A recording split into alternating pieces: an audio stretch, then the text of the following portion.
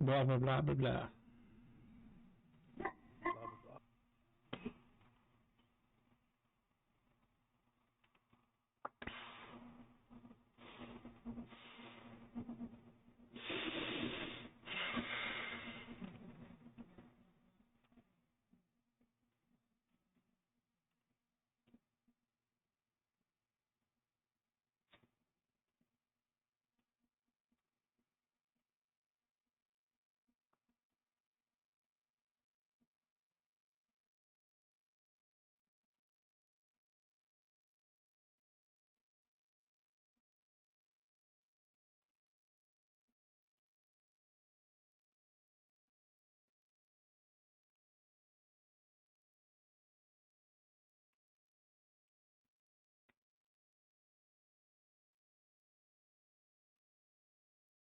Alright, welcome back everybody. Last week, you guys embarked on an epic quest to learn more about this miniature plane that exists within the plane of fire. Upon entry, you found that several hundred, if not several thousand years have passed, and places that Vestiel knew to be standing were no longer. And based on hints and clues you found around the area, it seemed to be that the culprit for their destruction were some sort of fire elemental creature.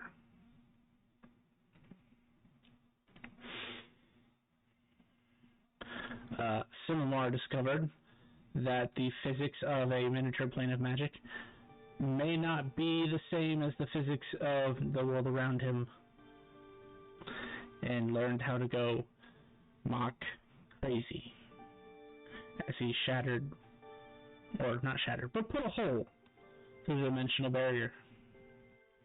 This ensued in a sub-apocalyptic event that caused pain and destruction, and with little help from some people on the outside sticking their finger in a hole, and other people pounding out steel, shall we say, a patch was made and the hole was fixed.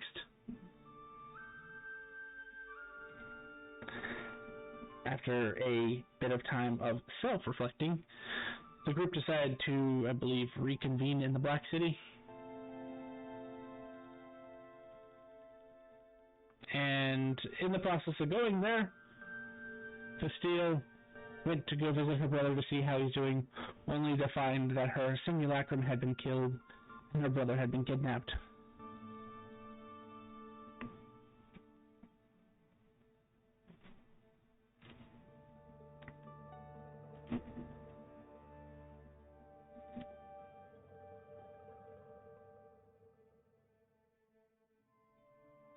Yes. Sorry, I was distracted by a meter. Doing some of her memory shenanigans and wizardry things, she discovered that her brother is being held in the city of Irantel, which is known to be the city of Lich of the North. It was also known that apparently they tried to go through her stuff in Nightshade's domain and learned very quickly that that's not possible, because he's dead.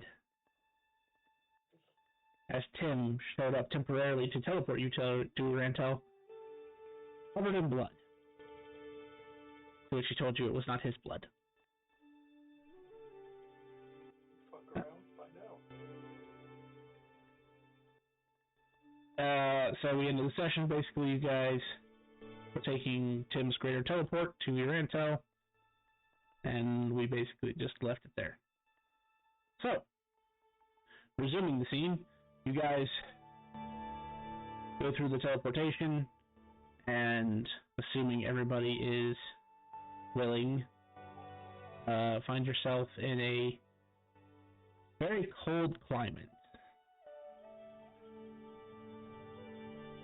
Everything appears to be covered in a layer of snow to a certain degree, except for the streets, which have been shoveled. And Simamar, being inside, Covered in snow? no, being inside the city, you are feeling strange.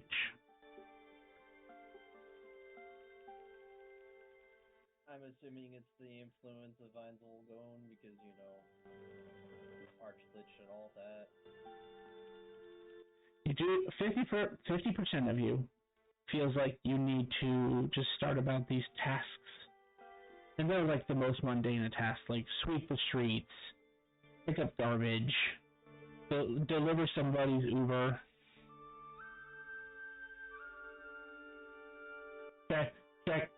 Check the buildings and infrastructure for holes and maintenance.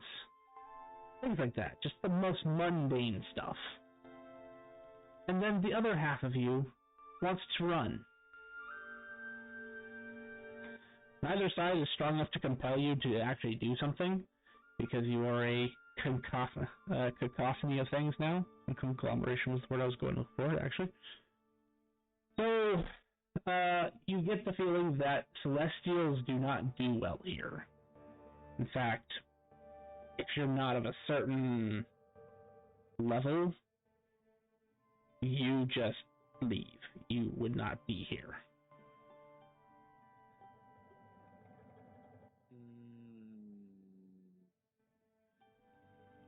You know, maybe I do need to go get my ranking increased at some point.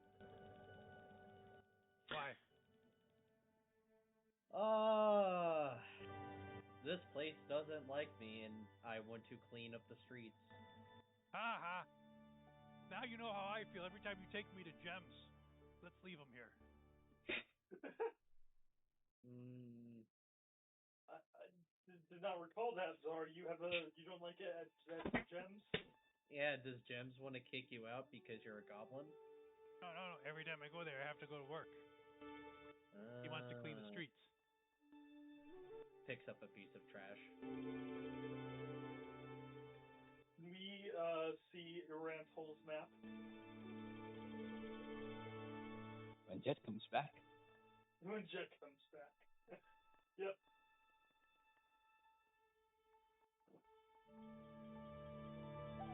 Okay. What do we have?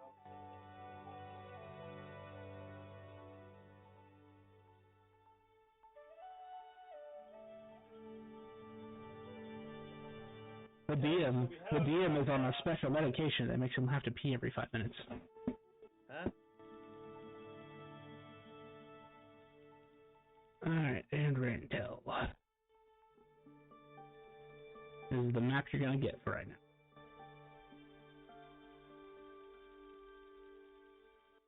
Are we, like, at the gates? Are we, like, somewhere, like, miscellaneously inside the city? Let me directionally challenge Grim.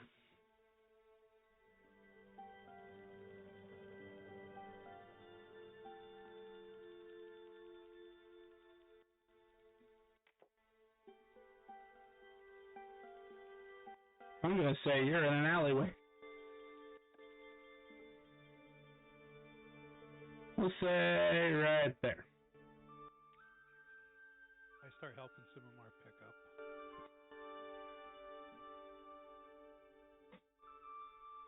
Are they actually cleaning the streets? Tosses a can into a trash can. Huh? Oh my god. How much garbage does the city of undead produce? I'm assuming there's also living people here. I look around. From what you can see, Vestiel, based on your normal perception score, you see it is primarily a city of the undead. You do see the occasional, like, dark-robed figure. Classic necromancing-looking people, aside from the fact there are no humans, so, you know, like elves. There are dark elves and snow elves that live in this region, so you would probably see more of them in the population of the living than other species. but it's not like, just from what you can see, the ratio isn't high on the living scale. You'd estimate just in the little bit of the population you can see like maybe a 80-20 split, 80 being in favor of the undead.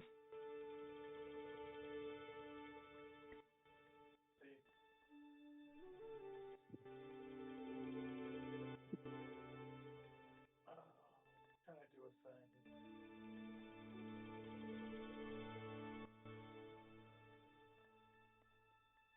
Samar, you got a shovel? I got prestidigitation. Starts melting. All right. down. Because this piece over here, I think, is something that fell off a new skeleton. Because this looks like a pound of flesh.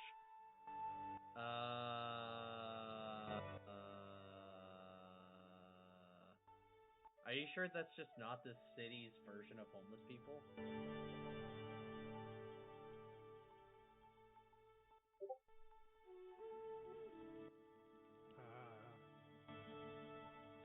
Okay, I go find a newspaper and put it over it.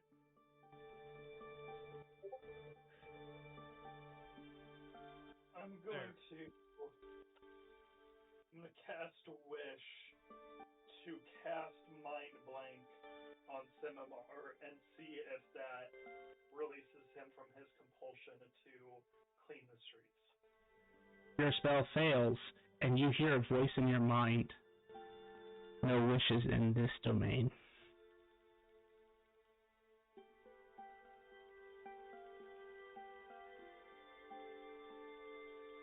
Alright.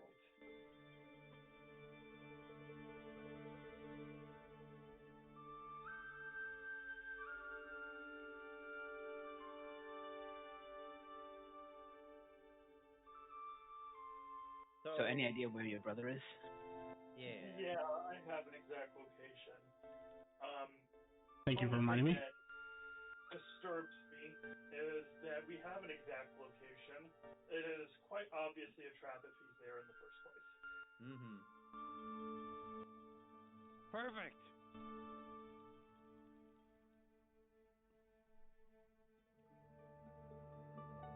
And I'm sure they probably already know that we're here.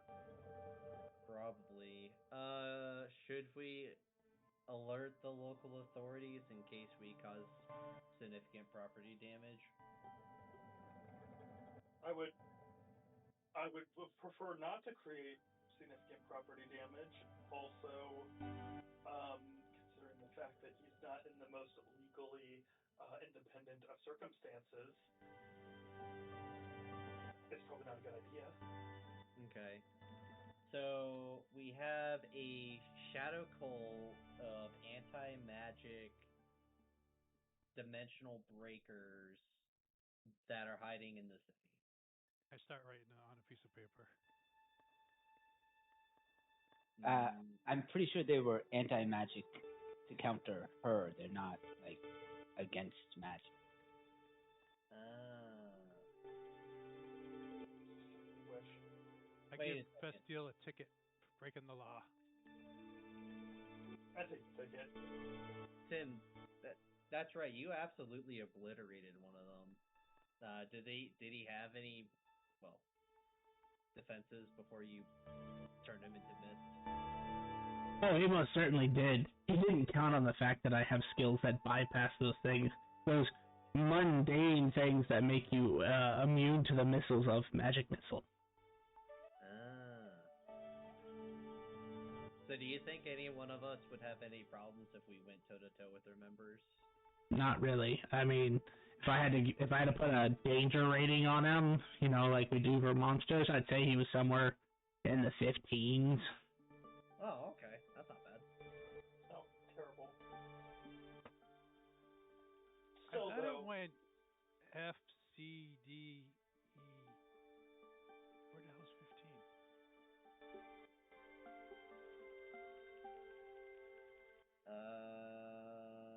Isn't that like is that like a? I mean, my bestiary is a little rough, but is that like adult dragon sort of danger rating? Oh, we can't mess with dragons. Sorry, Bastille. No, they're not dragons. That was the first thing that came to my mind when I was thinking around that kind of power level. An iron golem is, I believe, 17. Okay, so they're comparable to iron golems. If you can't kill a avatar of Surtur in this party, you're slacking. Anyway, so do we need to find a cartographer to cross-reference the map, or are we just gonna wander around? I am going to fly up and get our bearings because I have a map that tells me where he is.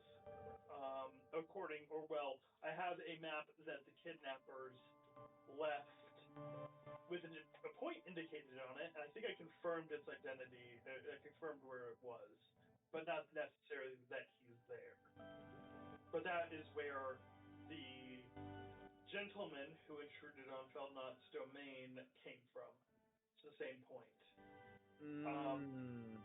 So I am going to fly up and try to get my bearings of the city around me. Not flying up too high, just enough to get an okay view of the city and to know which direction I need to be in.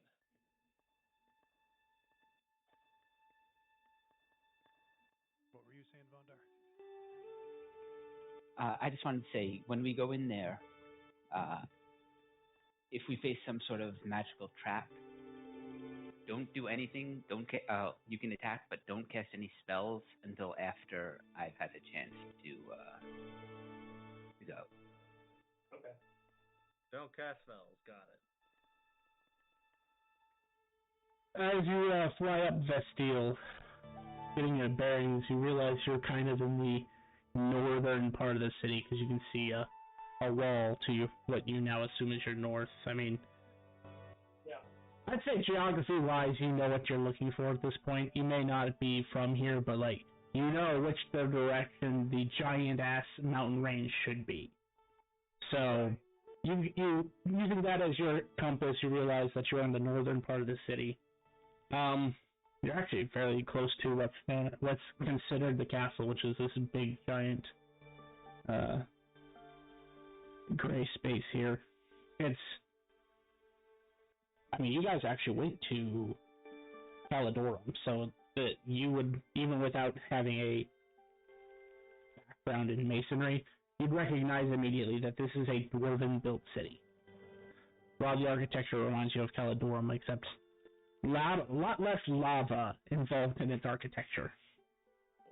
Oh, this is what happens when you don't have to fight lava worms. But everything is built fairly sturdy, primarily stone or metal build.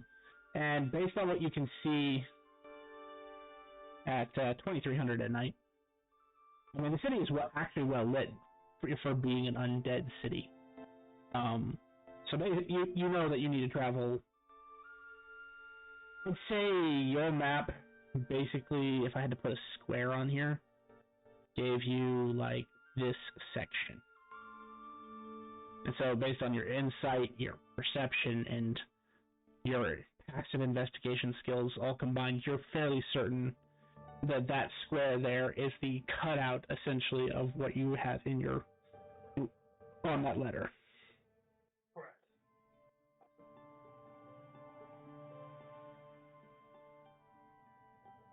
Yeah, we need to head south. Okay. Also, flying up doesn't make you feel any better about the city, because now you can see the patrols of Death Knights and Night Walkers. And something that looks like a Death Knight is significantly more terrifying. A Death Knight with real armor. Yeah, I really don't want to create a disturbance here.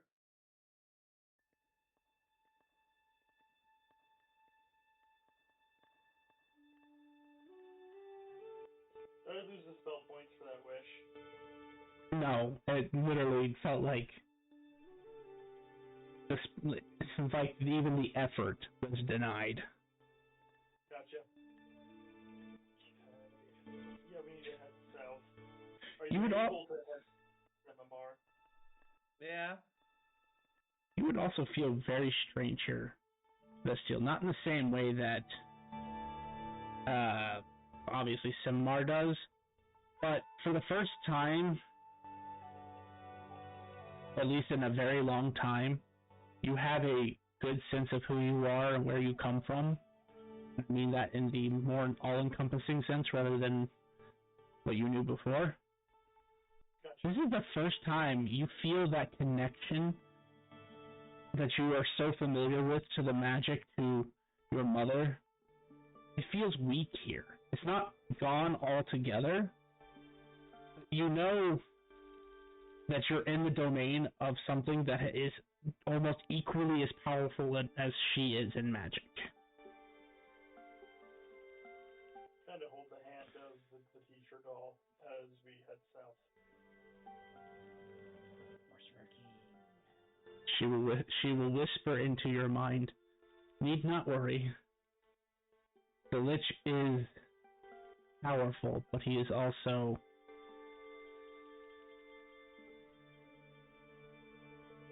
what's the word I'm looking for? Not kind is not the right word, but it's like Benevolent. benevolent. Thank you. That's the right word. As long as you have no reason to cross him, he will show you amnesty while you're in his city. The last thing on my list of things and intents is to cross the Lich.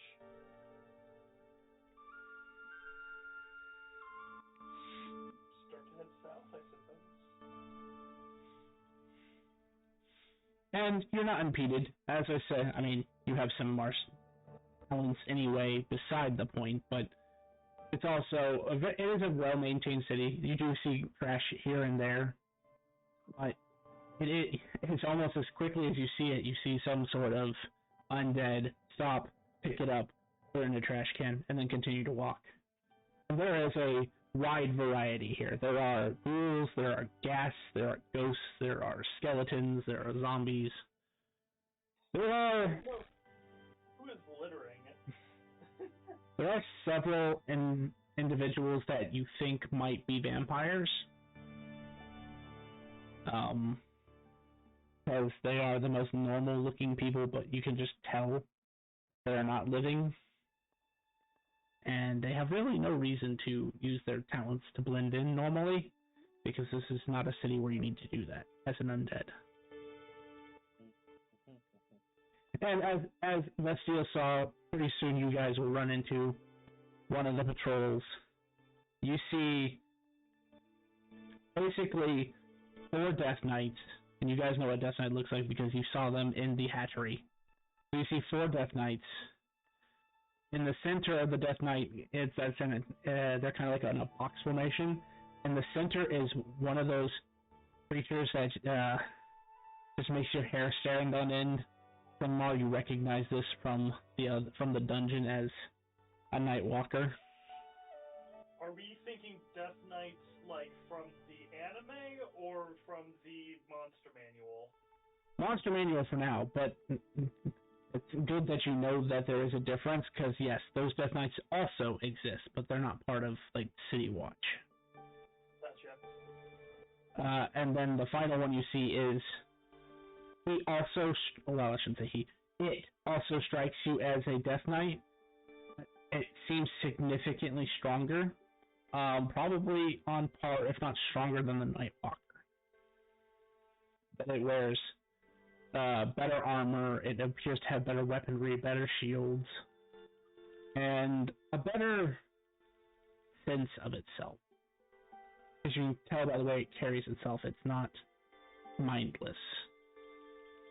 It's a little, I assume it's like looking around and like intelligence. It's not solid robotic movement. I am walking this direction now. It's like kind of just keeping an eye on things. I see. Exactly. My assumption. Yes. Okay, perfect. That's fine. I have no reason to impede them or interact with them.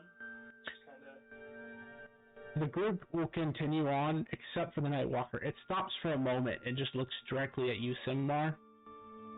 It blinks really slowly, like left eye, then right eye, and then just continues to walk. That means it trusts you. Ah, good. Yeah. I guess it sees me as a fellow. Half a fellow. Half a fellow. Oh, he's a jolly good fellow. His name is Frank. But within 30 minutes of where you start, you find yourself basically in that town center, and then recognizing features on the map, you know that you need to continue. Let me keep time correctly here. 10, 15, 20, 25, 30. And then let's move you down here.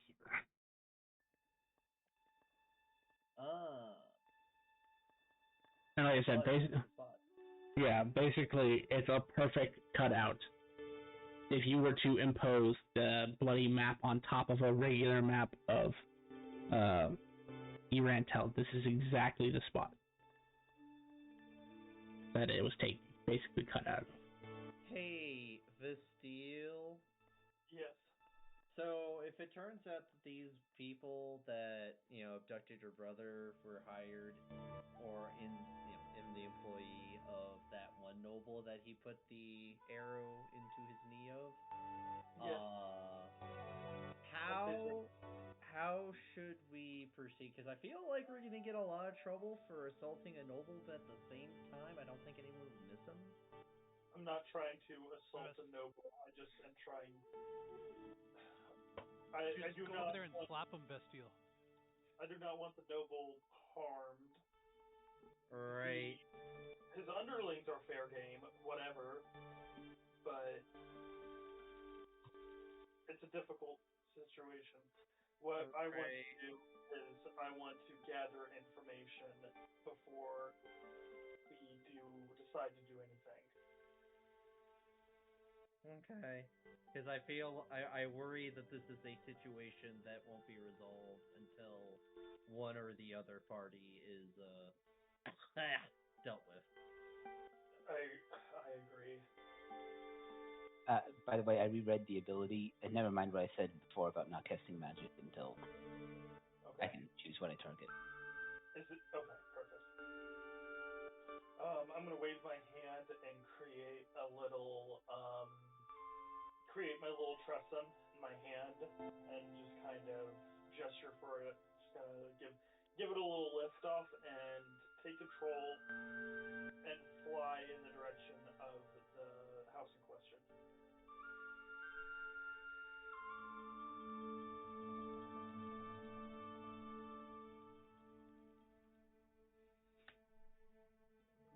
As it flies,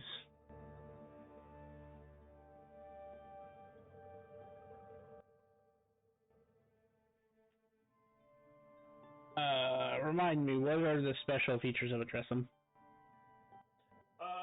Mainly invisibility detection and poison detection. So see invisibility and immunity to poison. Yeah, the tressum can detect poison, whether a substance is poisonous by taste, touch, or smell, and within 60 feet of the tressum, magical invisibility fails to conceal anything from the tressum sight. Also, keen smell.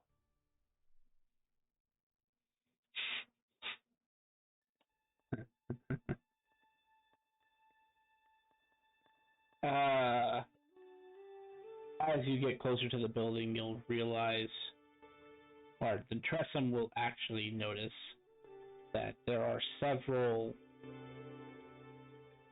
individuals.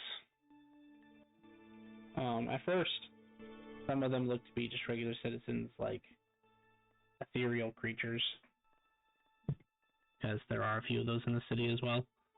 But as you get closer to the destination, you'll see what is just almost...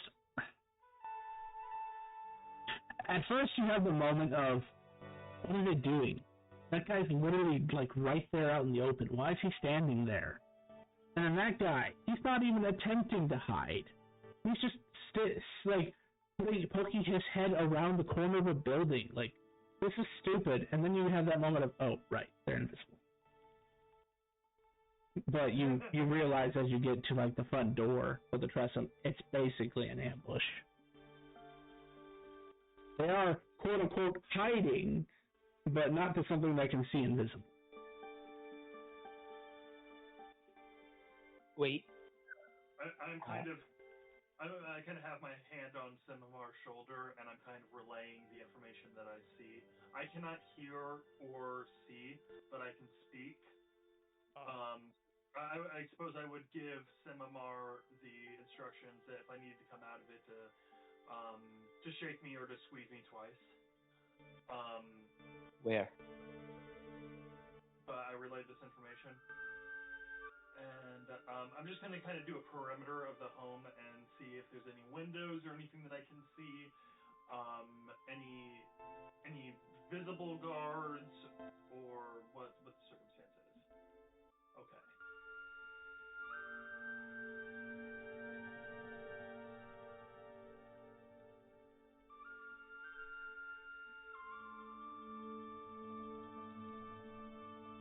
Red dots are invisible. I just had a thought. What if the entire point of this is to get us in trouble with Anzal down so that he kills us? I mean, that's kind of why I was worried and thought we should go talk to the powers that govern first before we do this.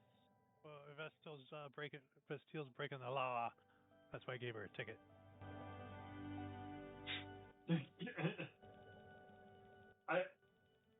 I'm still in my warg state.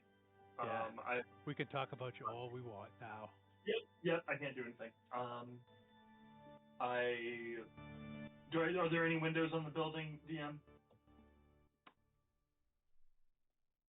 There are.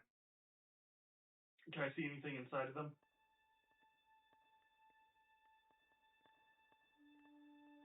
From what you can see, the building looks deserted. Like, there's not even, like, a candle light, magical light, or any light of any kind. And honestly, from the outside, just from what your Tressum can see, it doesn't look like anyone's actually been in this building. Again, from what you can see from the windows, because there's, like, cobwebs, there's, like, overturned furniture, there's a heavy layer of dust. We're going off the Tressum's perception, not my perception, so... Yeah.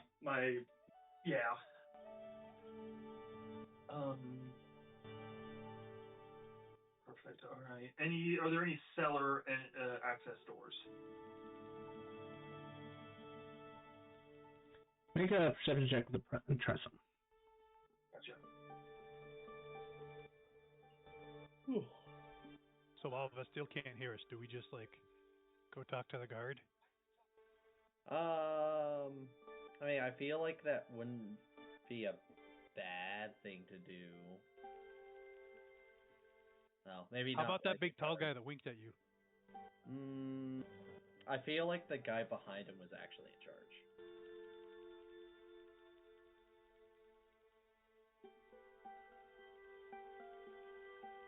Do we see any more of those patrols? Would it be too difficult to find one and work our way up the ladder? Let's see.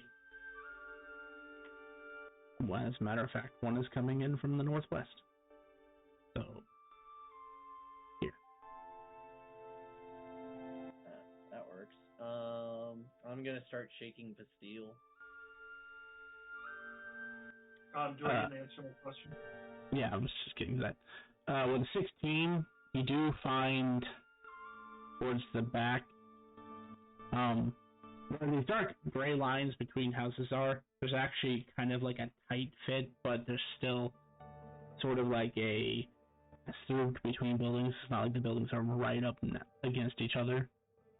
And you would find, it's not necessarily like a cellar entrance, but you think more like a maintenance entrance.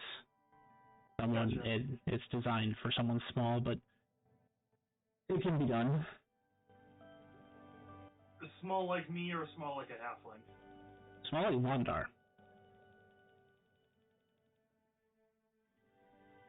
Okay. So, taller than a halfling, but not as tall as an elf. Gotcha. Yeah, I dismissed the Tressum. And yes, what's going on? So we were talking, and Vondar had a thought that this could be a ploy to get us in trouble with this kingdom. So we're figuring that it is going to be better to talk our way up the ladder first. Basically, get permission before having to ask for forgiveness in case, something actually bad happens. That's a wise course of action. My only intent with this was to gather information. I had no intention of proceeding with any sort of action until we had discussed it. Okay. But that's not a bad course of thought. Well, conveniently, there is a patrol on its way.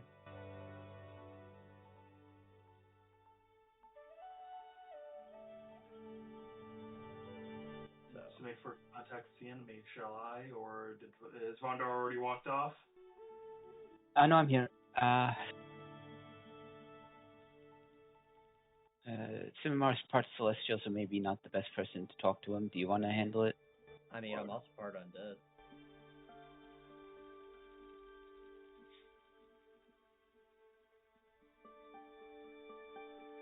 Do you want me to talk to them, or you handle it? Well, I mean, I'd like your backup, but I can. Okay. Go. I mean, Vasteel is also the highest ranking noble among us, so this is a nobility problem. Yes. Before I slap him and start this whole chain of command and shaking trees and ruffling feathers, what was the name of the noble that my brother pissed off?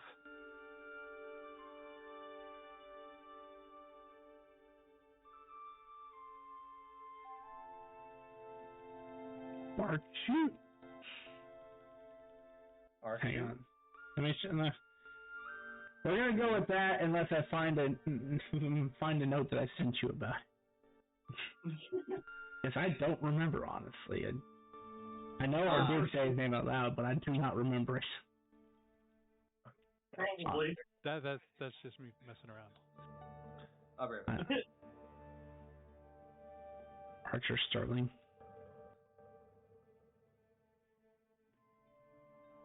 No, his last name is Neeson. First name Liam. I'm going to discuss with Vondar while you're pondering that, Jet. Perhaps this may be an opportunity for you as well. We can make a good impression with Einzelgown and potentially further your own ambition. Yeah, I was going to ask about how to potentially get an audience with him while we were here. We can offer our services while we're also asking for permission to perform accordingly. What? I didn't sign up for that. You didn't sign up for what? We offered our services. Yeah. I didn't dress right for that. Okay. You don't have to be here if you don't want to. We like you here. Okay. I mean, Simar doesn't mind taking his shirt off, so he's fine. I'm very lost. We headed south. And now we headed north.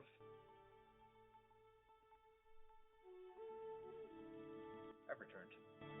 I'm so confused. Welcome back. Bastille wants you to take your shirt off. Okay. No, that's not what I said. We're here to perform.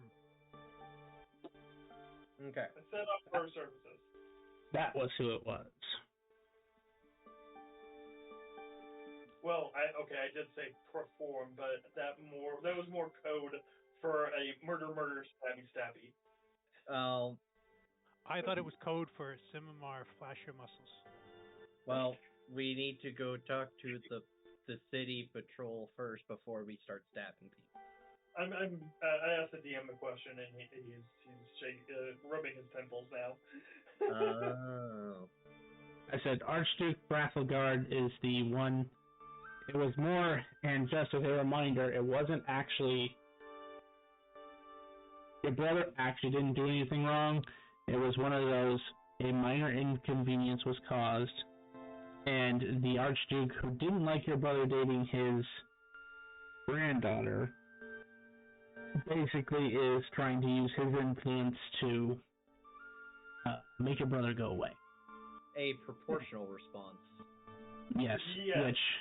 Which I am making a slight amendment that it has to be an Archduke because there isn't a noble rank high enough aside from that they could do anything to affect your family. Even in its disheveled state, you guys are still at the top of the food chain. The only thing higher than you is royalty and the literal keeper of the plane. So I was like, I may have said, I remember not, I don't remember what the exact rank was, but I realized that rank was too low for this to make sense. So I am making a slight retcon that he was an Archduke. Well, it's funny because, I think my father started out as a count and then slowly started getting retconned all the way up to Archduke. Anyway, yes. So let's proceed. Okay. Follow me. Oh, are you gonna make introductions to the towering being of undeath? I mean, I can at least lead you there and say hi. Let's go, Vondar. As you approach the patrol, they kind of stop for a moment. They, for the briefest of moments, ready themselves, but then they relax. You can tell that their perception skill is high enough to know that you are a threat. Body language, though, is not threatening. And I will say, good evening. We seek and hope for an audience with the great Ainzul gown. Huh? We'll go. What? What do you mean? We're going all the way up the chain? What do you mean? Oh, okay. That's what happens when you have a noble talk to somebody. They don't talk to the people at the bottom. Okay, I guess that's fair. Sorry. And besides, Vondar wanted to talk to him anyway. Fair. As an afterthought, we're adventurers. I say to the patrol, we're adventurers. We're pursuing a kidnapper. We didn't want to step on any toes. If we cause any kind of incident here in your territory. Yeah. Who do we need to talk to? And melodically haunting problems. A deep and melodically haunting voice emanates, and you realize the source is the giant thing, the Nightwalker. Our overlord is expecting you, Vondar. Word has traveled through the grapevine of your successes and your need to speak with him. As for dealing with kidnappers, as long as you keep the damage to a minimum, then it should be fine. Told ya. Why does everyone look at Vestil when he says that? Well, it is excellent to hear that, and should we not keep Lord Einzelgoon waiting any longer, Vondar, since he's apparently expecting you? I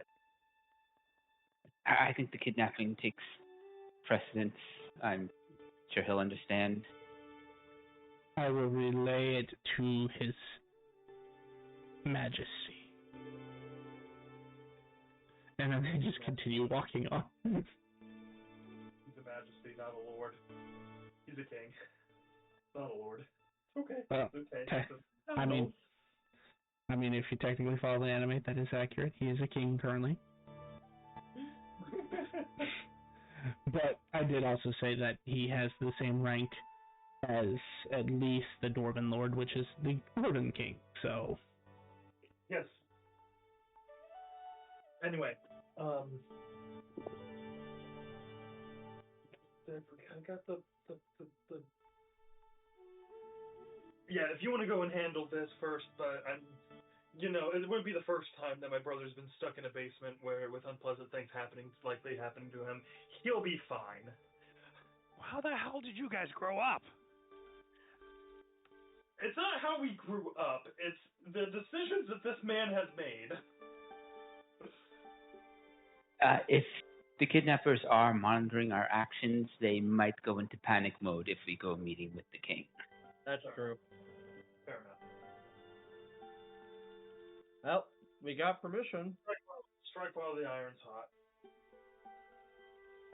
Oh, by the way, yes, and just to remind you, there are invisible guards guarding the entrance in question. I'm sure that that site will have nothing on Semimar's eyes. Not Semimar's eyes, Vonder's eyes. I have true sight too. Who here can't see invisible? I can't see invisible, not natively. I mean, I have a little bit of blind sight. Does that mean I can see him? Probably. Okay, then I don't have to raise my hand about not seeing.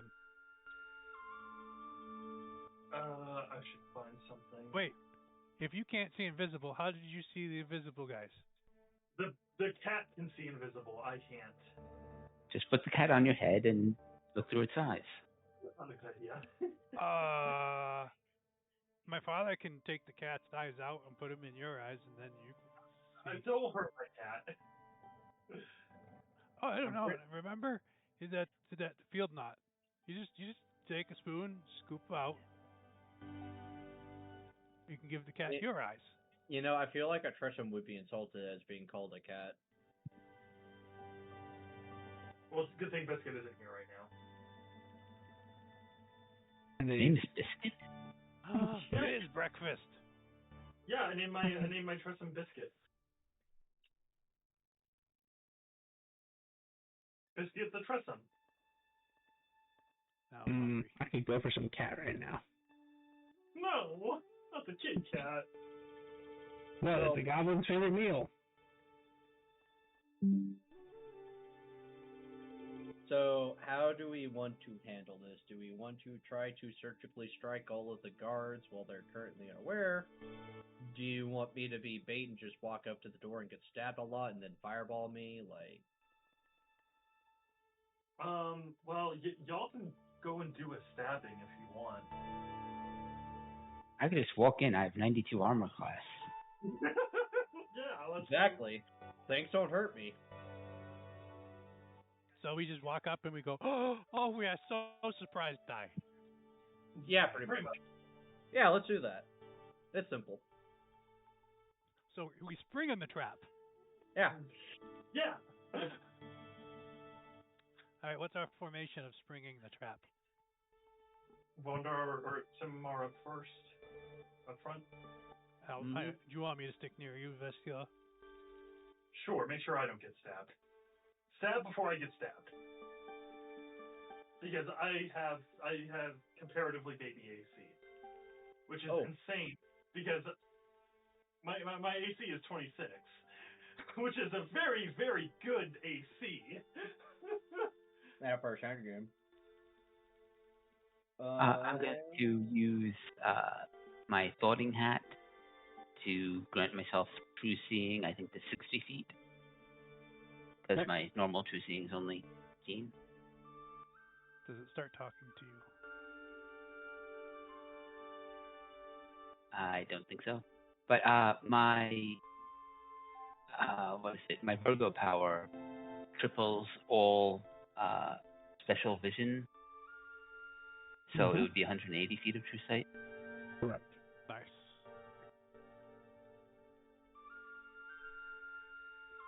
I'm going to use Warding Bond from the Love Touch feat to protect Vestiel.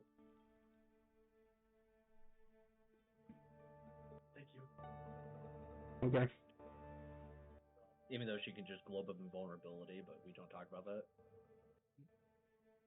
More just, I can globe of invulnerability, but usually I just cast invulnerability itself. And just in case, I pull out 2 scrolls of Death Ward.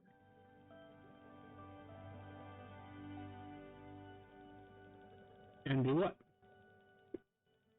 As you never know if their stabbing is actually pretty good.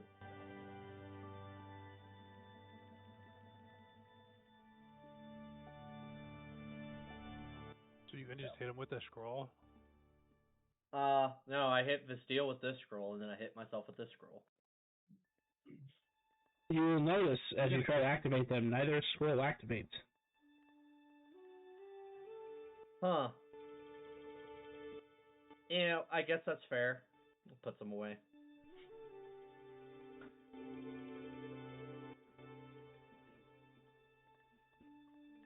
You think a literal god who raises the dead is going to let you use a spell that stops you from dying? What's wrong with you? Potentially. Hey, if you die, that means he gets to turn you into an undead, and then he has a really powerful pawn. Yeah. Does he turn the other half of you undead, or does he rip you in half and throw the celestial part away? All I know is I'd make a pretty good minion. Or would you be half of a minion? And where does your celestial half run? Is it like the top half celestial and the bottom half undead? Is it like the inside's undead and the outside's celestial? It's like mostly my torso and my back is celestial. Right when Vestiel tells us like we're getting close, I'm gonna separate me and my shadow, and my shadow's gonna go up with Vondar and Simar, and I myself am gonna stay back with Vestiel.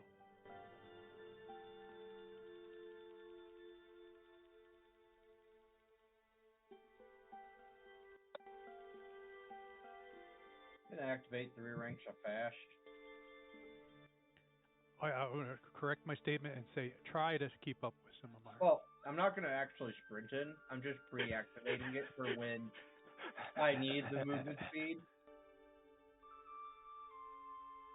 Just in case, get all my pre-buffing out of the way. When we do get ready to spring the trap, then I'll activate the rest of my crap. But I will get Shillelagh up early. And all you get, okay? I'm sorry. Not on you. Oh, okay. I have a dog who has a obsession with fruit, and I'm eating an apple. Oh. I mean, that's a better obsession than most foods dogs will go for. Well, he'll eat chocolate too, don't worry. Whether you want him to or not.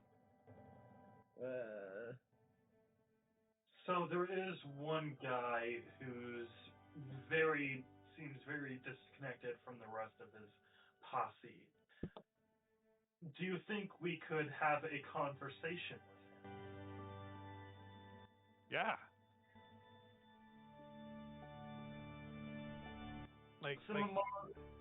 Would you like to bring him to me?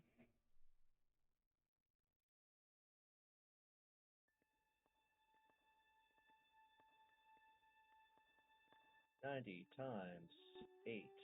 Is this like while we're engaging with the trap, or did we not want to set off the trap now?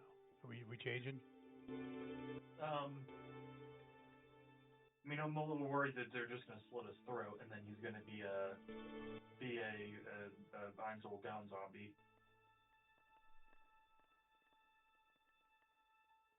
That's okay. Then you just start cleaning the trash up. Oh, hold on. I just had a thought. Why don't I just use my fucking Wraith Maker and make a riff at your brother? Try it. I'm sure it's rewarded. I'm sure it is, but try it. I don't want to overestimate these guys to the point that we're not trying very obvious things, like gating him out. or Right. gating themselves in. And it's not technically a teleportation, it's just making a rift inside. But, slash at the air, and I will step through the portal. I'm gonna cast. I'm gonna step through the portal as I. It's off target. It's off target. Oh yeah, it's a mishap. Oh well, great. Oh, this is gonna be fun. Don't worry, I got 3 more uses. I still, before I stepped through, I said I was gonna do it, so I'm still doing it. I'm gonna double or extend cast invulnerability. So I have invulnerability for 2 minutes. You take 23 force damage, Visteal.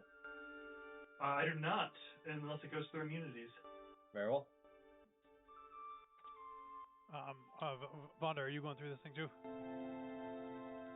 I wasn't planning on it. I thought he was grabbing them and then bringing it back. Well, first of all, we need to know where I end up, and then we'll step through and reportal.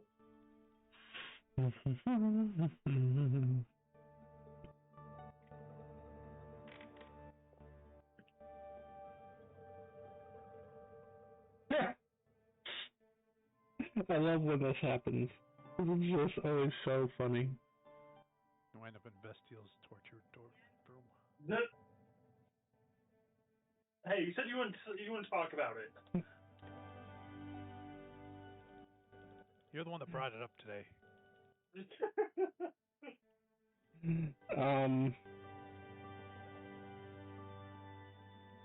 Let's see. So it goes from that to that.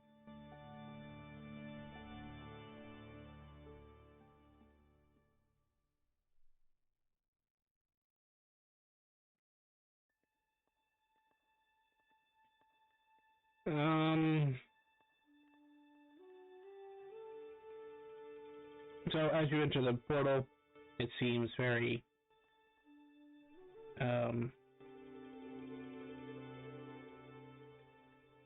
painful for those who entered.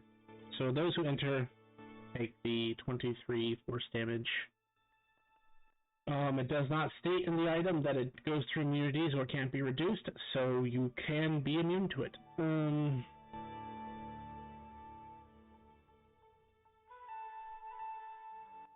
That is not the problem, though. One moment.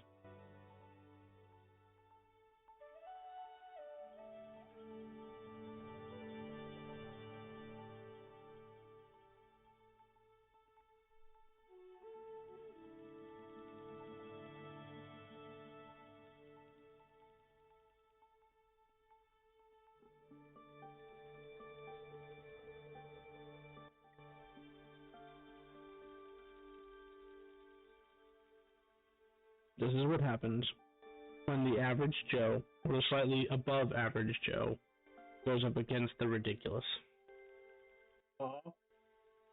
So, first of all, your rift opens. Those who enter the the rift, and you take 23 force damage. It's like it's stable, but it's unstable, but it's still stable enough for you to enter, but you take the damage because of the interference. You find yourself in a dark, damp, half-flooded, what looks to be basement. There is no light, but you guys have no issues with that. And you will find, unconscious on the ground, Bestial's brother. Are we alone in this room? Yes.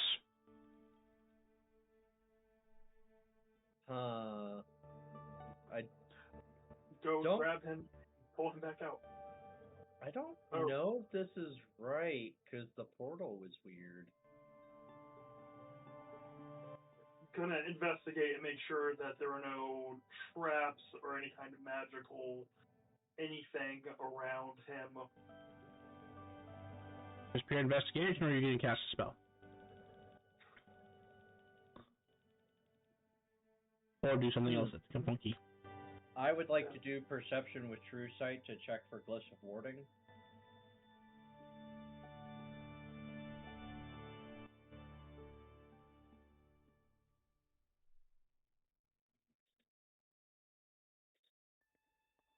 All right, go ahead and roll it. Actually, I believe it's an investigation to search for glyphs of warding.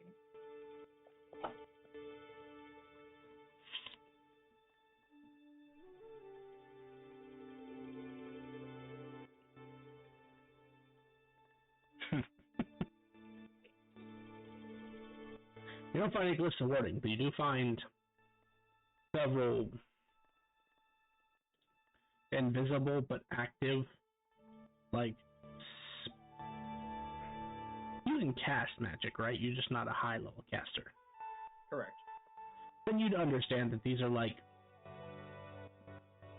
spell sequence type of letters, like, it's what you find in the magical alphabet.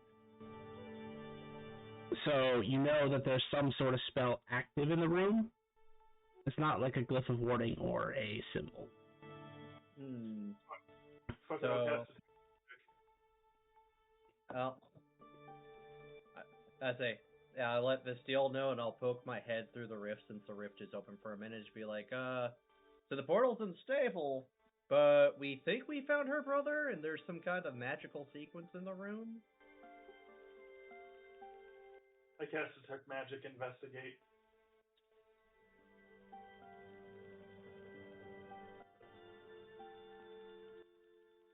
I guess they're not pulling them out. Well, You find traces of... So before I tell you what you see with Detect Magic, because you are a high-level spellcaster, there are things that you would detect just with your passives here that might clue you into what's going on. So you smell incense that have long been used. You can tell they've been used recent enough that they had to deal with some sort of magic, as well as Bastille buying with your passive perception, actually just your passive investigation combined. You see little flecks here and there of rubies, like powdered ruby. And as your detect magic comes into view, you see the letters glow.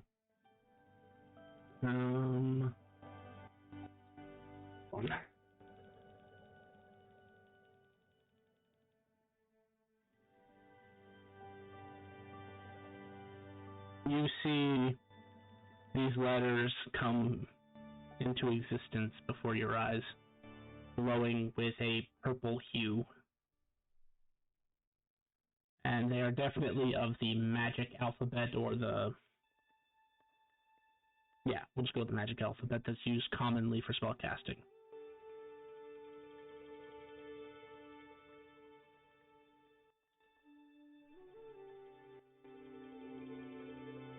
Roger that, and with Detect Magic? That was with Detect Magic. Oh wait, sorry, it does tell you the school. The color actually tells you what the school is too, but you know it's abjuration.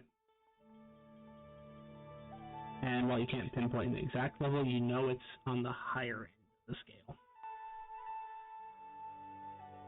Okay. Yeah, what's up? I'll step through the rift. I'll take 23. Mm-hmm.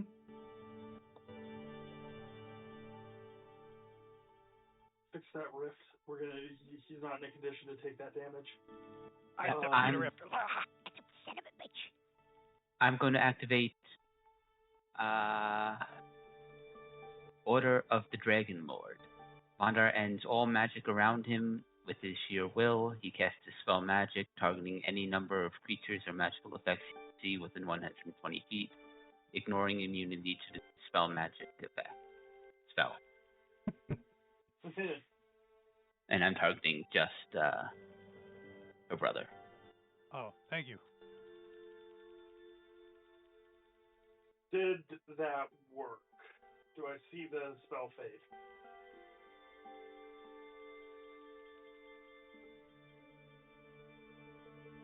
The spell was not on her brother specifically, so just in case, were you trying to target the spell that they were seeing?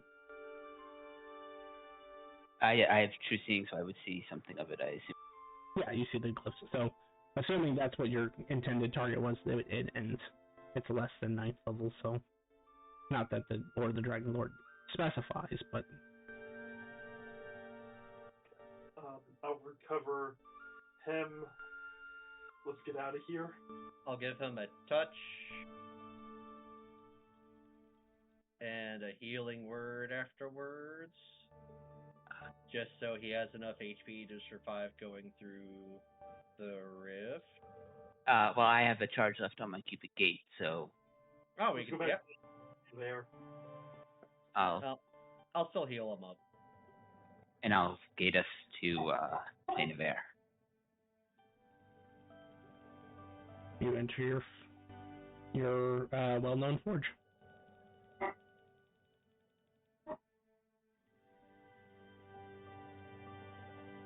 The gate lasts for a minute. Yep. So after we bring the brother through, say, do you guys want to actually go back and deal with the kidnappers now? Kinda. Yeah. Yeah. Ooh, Vondor, can you leave a shadow clone here just in case? Please. I assume you were talking to Zar. not. Sure.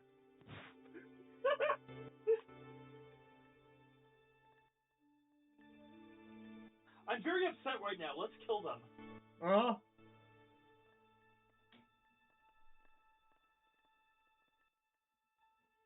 As you exit the rift, make your way to where you know this ambush is supposed to happen. Those of you with true sight do not see anyone.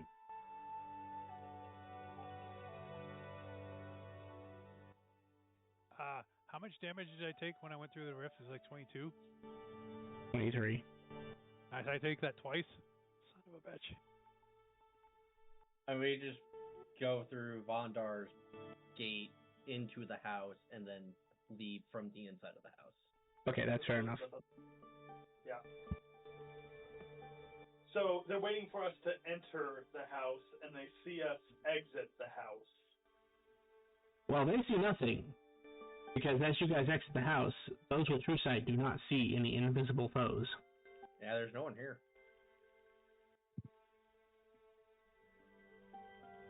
Are we even in the same city? Oh yeah, absolutely. Huh. So here's the irony: you rolled mishap, and then since I rerolled on target. Oh. So I just ruled it as an unstable point. What are the odds? That's why I said it. That was funny. Alright, well, I guess since no one's here, we have no one to take our frustrations on. Back to Plane of Air? Well, we have a meeting with. Oh, right, yes. Well, Vondor can see him. And I said those with true sight do not see anything. Right. I would like to remind you that you used a Tressum to scout the area. Yeah. I'm gonna run around to where she said they were, and I'm gonna tackle the motherfucker. And you run into walls because there's literally nothing there. I have blind sight, 10 feet. Okay, well, you feel nothing there. You can stop yourself from running into a wall. I'm gonna reconjure the Tressum. Now the Tressum doesn't see anything. It was all an illusion. Yeah, that's what it was. And not that you conjured a creature that is uncommon in this area to begin with, and flew it around without any stealth rolls. Nothing. That had nothing to do with that at all. They just left.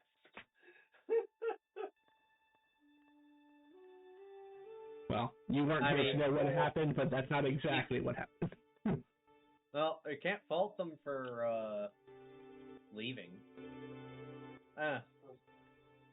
Let's go. Let's go speak with His Majesty. First, I would like to confirm my brother's safety, and now that we have a little bit of time, and then we'll come back, and then we can have the meeting. I just want to make sure he's safe. That's totally fair. You have another charge on the cubic gate, Zwandar? Nope. Okay. Can you please open up another one? I said no. Oh, okay. I'll just cascade them.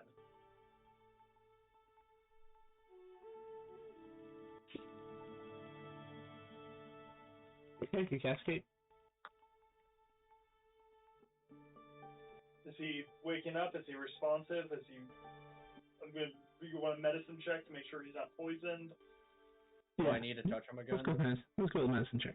Medicine check. You look him up and down. He looks a little dehydrated. Ironically, because he was laying in water. He looks a little dehydrated, maybe a little pale.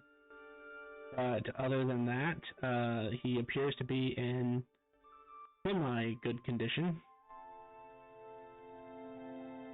Living, breathing, doesn't seem poisoned. I'm gonna just go ahead and throw an identify on him to see. I know Vondar ended any magic that was in or around him, but I'm covering my bases. I'm just gonna cast identify, make sure there's no active magic on him.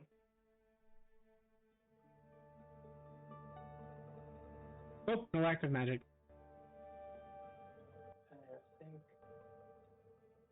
I think he's all right. I'll leave him in the care of the Tsar Shadow Clone. You doing all right, Jet? You making me suspicious over here.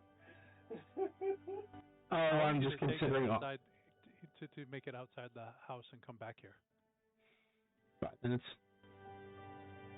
When we show up here, there's no shadow clue. Oh, right.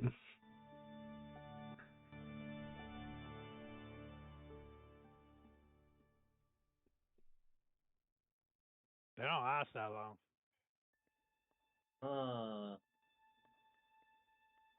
That's good to know. Oh, great and mighty Czar, do you have a safe place you can place my brother for the time being to take care of him?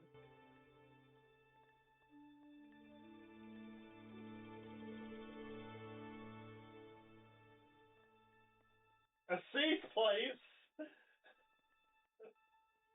I mean, anywhere with him. Oh, great and mighty Nightshade.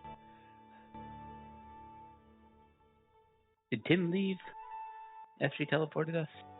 No, he followed you. He followed you for a little bit, but after you guys started going down the alleyway, he just kind of stood in the center of town.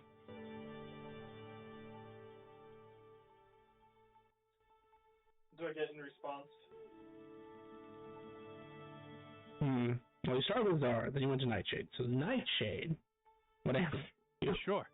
Your brother gets wrapped up in a tentacle and gets pulled through. Thank you. Don't bring it back to me now traumatized, please. Thank you. You I don't know if never that's said possible. that part. You said safe.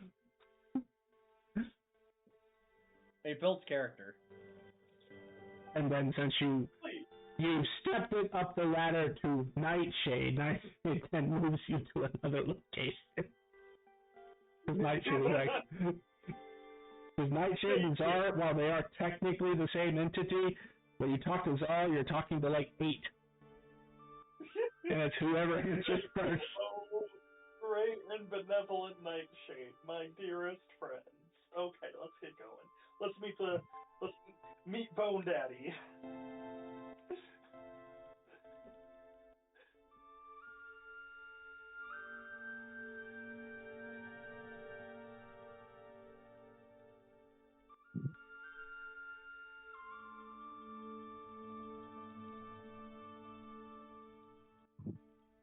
You guys are the perfect example of it. Doesn't matter how prepared someone is.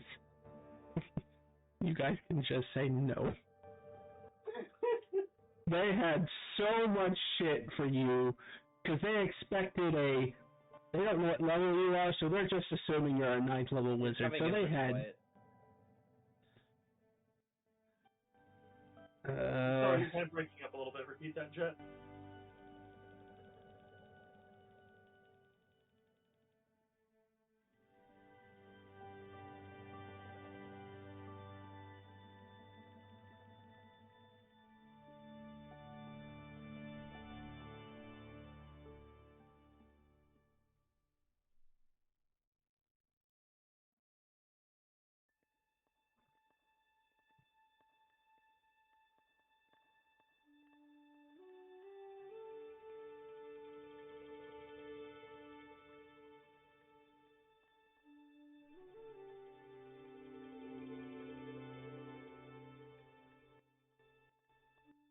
Oh, great and mighty Discord, why did you decide to update now?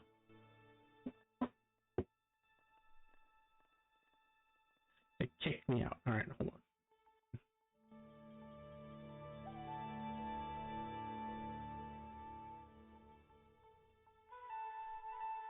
Well, hopefully that solved your problem. Maybe. Anyway, you guys make your way across town to the giant fortress.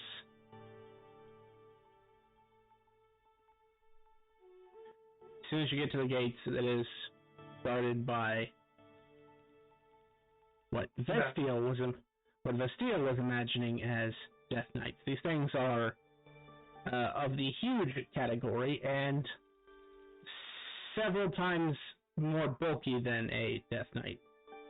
These ones don't look to be as adept with magic, but they do look like they can take a hit quite effectively.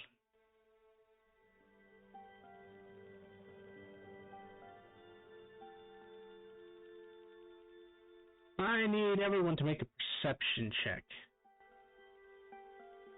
Everyone? Everyone. Or at least everyone who's going to go see the king. I want to see the king.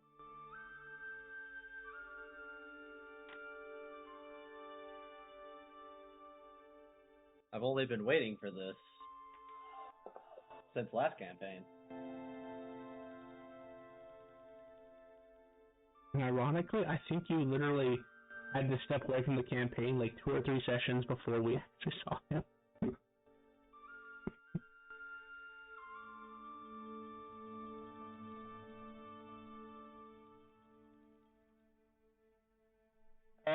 Yeah. You gonna let that number stand there, you Vestial? Sure, it's still 29. I could always lucky you. I mean, if you want, I don't care that much. Alrighty, we're good.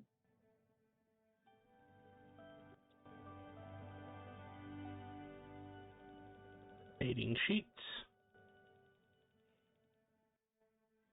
You all see, for the briefest of moments, a all-pale figure dressed in clothing similar to the lawyer clowns.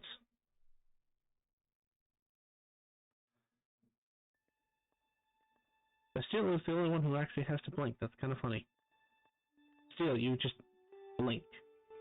You didn't have any desire to. You didn't need to. You just blink.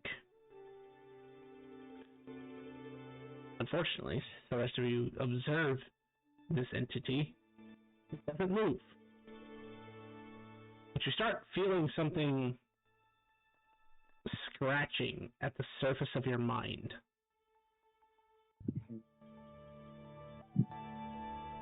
Oh, look, trash. The feeling goes away some more as you bend down to pick up trash. They're scratching my head.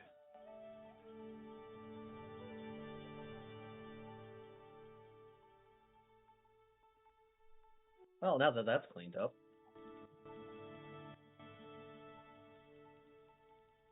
the entity is still in the courtyard.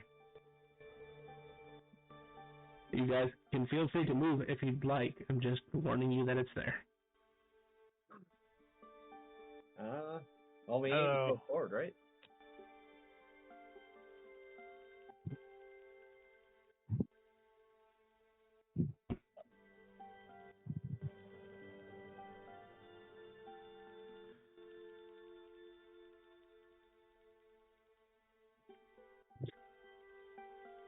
I posted in Discord what you see.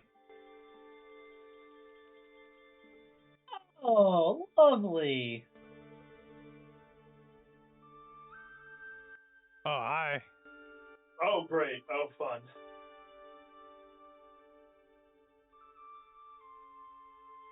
When in Rome.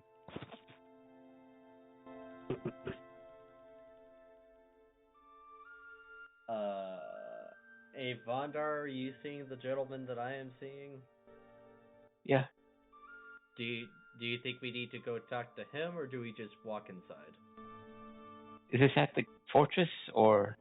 Yes, it's just inside the fortress in the main courtyard.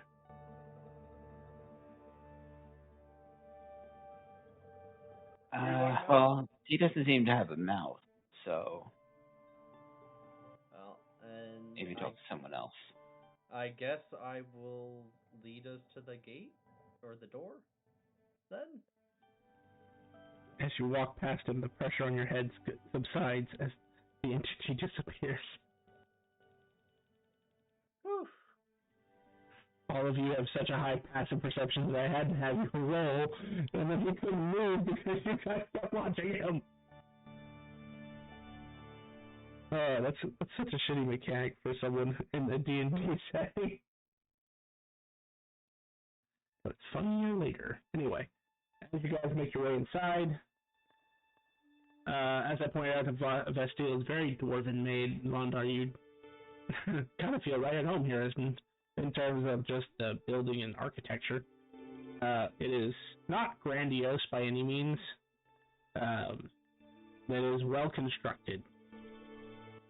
It is made from very solid types of stone, granite, marble, things like that. And then where metal plates would be for reinforcement, they appear to be adamantite.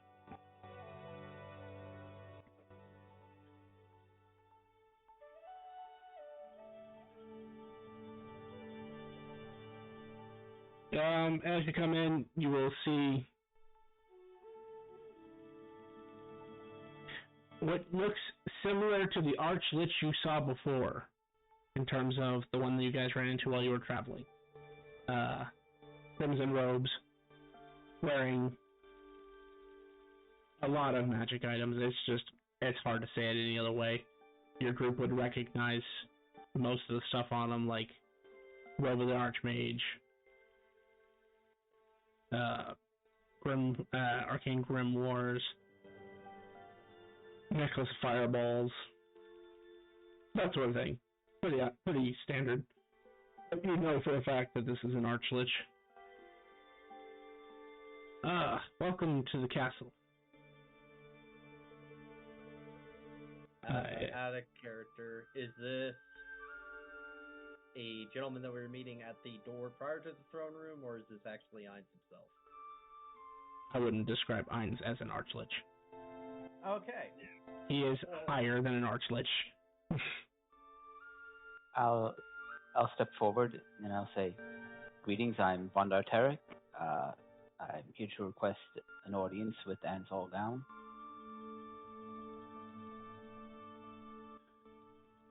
Yes, he's expecting you.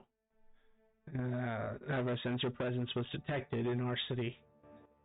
And the rumors said that you might be coming this way. Follow me. He turns to just start walking down the way. I follow. Well then.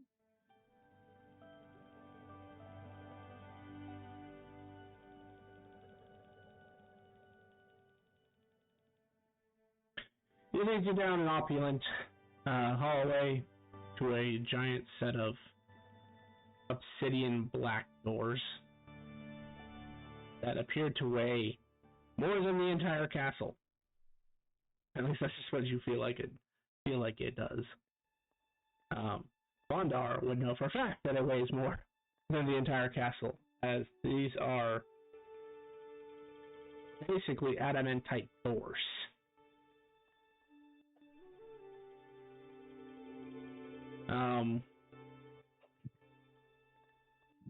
Entering the hallway, or entering the throne room, meeting room, whatever you want to call it, you see several more of those bigger looking Death Knights. All appear to be adorned in even more grandiose armor of various makes. And where is my picture? Where is my picture? I had a really good picture of him sitting on the throne, and now it's gone. One moment. Time to rewatch the anime.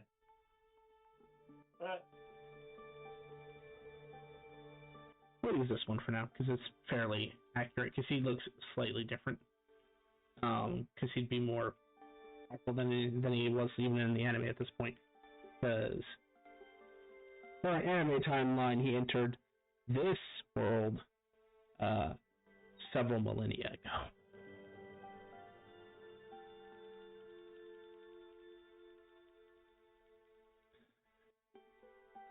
So, in total, you see probably 24 of those Death Knights, 12 on each side of this very long carpet.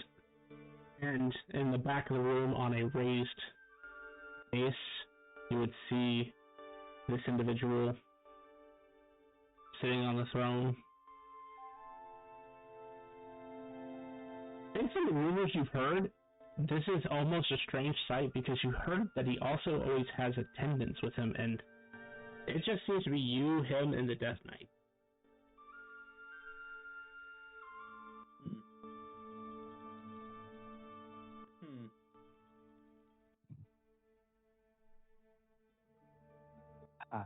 I will walk forward. I'll walk forward to an respectable distance rather than cross hall, and then I will bow and say, "Greetings, Your Majesty. I am Bondar Tarek, candidate to be the next emperor. I'm not sure how much you're aware of, but I've been seeking audiences with the various kings to see how amenable they are to the return of the Dragon Riders to this plane."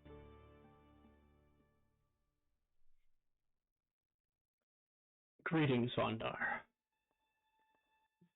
As far as I have been informed, that is what the rumors suggested you'd be here for. And as far as my disposition with the Riders is, we are allies, I guess is the best way to put it. I've known the Honored Lady longer than your civilization has existed. So I would not mind the Riders return to Alarak.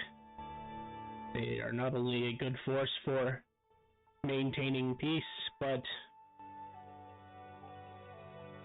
they respect all forms of life, even unlife. And that is a rare trait to find, even in this very diverse world.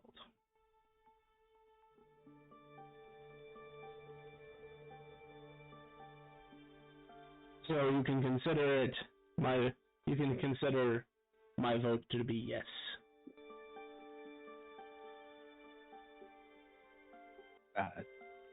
Thank you. I'm glad to hear that.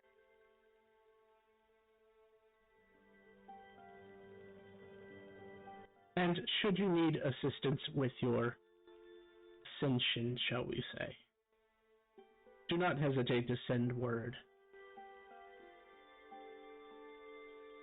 I would prefer a dwarf be on the throne than some of the other prospective candidates. I'm not particularly fond of Finbrix's son.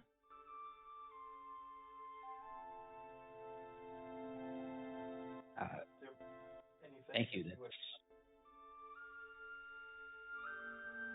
Go ahead. Would there be anything that you would have in return, Your Majesty?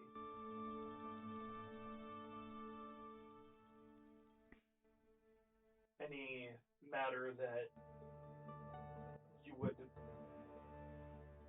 want seen after? For the moment, all matters have been taken care of, but I may need assistance in the future with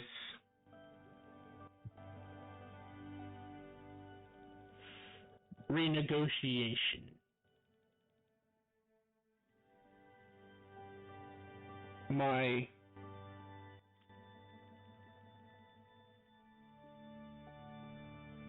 For lack of better term, my treaty with the Cloud City is coming to an end.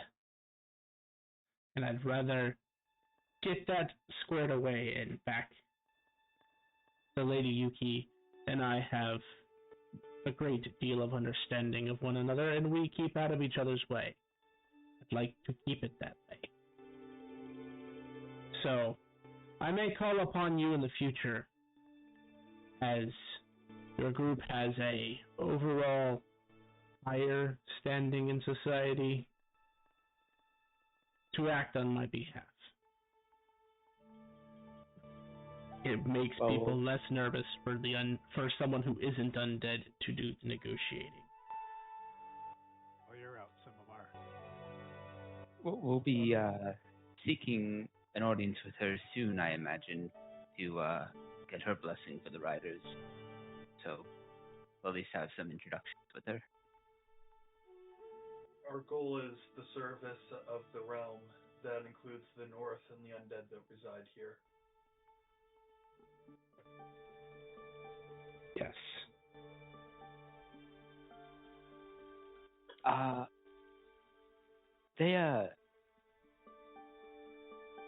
Didn't they Sess deal with the undead cult as well?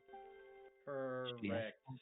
If I may be permitted to speak, Your Majesty, Thea has assigned us the task of dealing with the cult of Xanathon, and we would like to know your disposition towards them. They must be eradicated. I clearly have a disposition for the undead, but I have always been a proponent of balance and peace. You can't expect there not to be squabbling, but but at the same time, you must not be the one to cause chaos unduly. You know, if you as an adventuring party go and destroy some skeletons because they're causing havoc in the graveyard, or a Night Walker is creating too much havoc with its nightmare-inducing abilities, that's not a big deal. That is just the current course of life, and unlife, as it is a struggle to maintain the two. But when you openly create an organization to seek the end of the world, I'm going to see issue with that. And the only reason I haven't done anything myself is the cowards run at any sign of my approach, or my forces for that matter. I have a few of my attendants currently trying to hunt them down. Well, we would like to deal with them, but my understanding is they have some Draco Liches under their control. And as a dragon rider, I cannot attack an undead dragon. Would you happen to have a way of dealing with those without harming them? He will ponder your question for a moment, and then stare directly at Bastille. Yes. In fact, one of you is in possession of an item that can be altered to help with such a issue. I can imagine the Dragon Riders would like the souls of those dragons restored to their own sanity and not manipulation. Do you... He's looking directly at Vestiel as he asks this. Yes. Do you have the Sphere of Vecna? Not directly on me, but it is in my possession. And if rumors and hearsay is true, turning to Fondar, you are a capable smith. I'd like to think so, yes. He'll reach into... I was warned of the goblin, but I did not expect that answer. I've heard tales of the nightmarish nightshade and how it terrorizes the giant children by staying under their bed and then tickling their feet. We try. Us goblin dragons gotta do what us goblin dragons do. They'll reach into a pocket space and pull out a scroll, hand it to a skeleton, who then brings it down the dais to you, Wandar. I'll take the scroll and wonder where the skeleton came from. Yeah? Sometimes it's better not to know. And as the skeleton returns, it seems to fade to dust. That is a blueprint for a core similar to my own, as he taps the red orb in the center of his body. Vecna was a genius, but he was very underinformed of what lichdom truly is. His influence was strong over the undead, but it was not absolute. If you can take the orb of Vecna and alter it to match the plans on that scroll, you will be able to have a power similar to my own, which allows you to control undead and release undead without the need to constantly spend spell points to maintain them.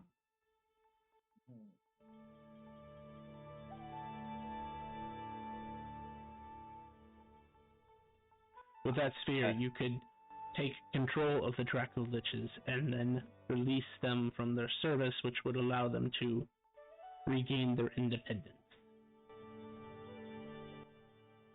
I have a question. Looks at me. Is that like limited to like? What? Who? Is that limited to like can you do like one Draco Lich, or can you do like multiple Draco Liches? It depends on the power of the person attuned to the item. In Vestiel's hands, I imagine it would be capable of controlling a Draco Lich. And if she gets even stronger, she could potentially control more than one. Oh, thank you.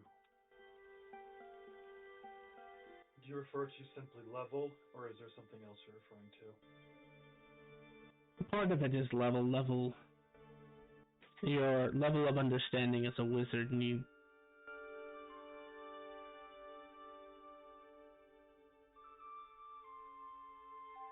refinement. But it is not out of your realm of possibility as you stand right now.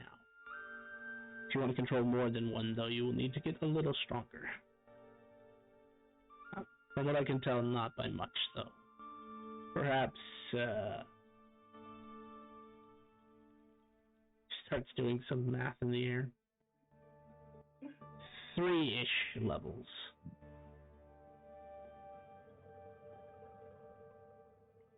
And if it were in another's hand, is it reflective of a spellcaster's level or level overall?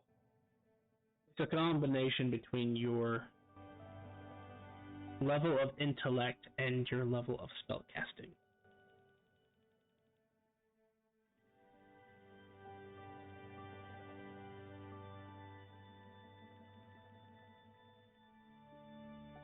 Understood.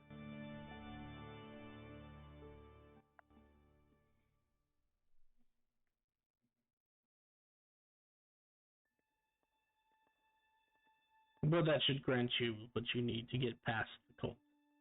I would advise you to make sure you are extra prepared. Do you have enough?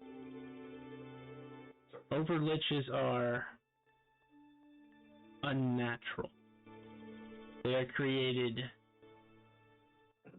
through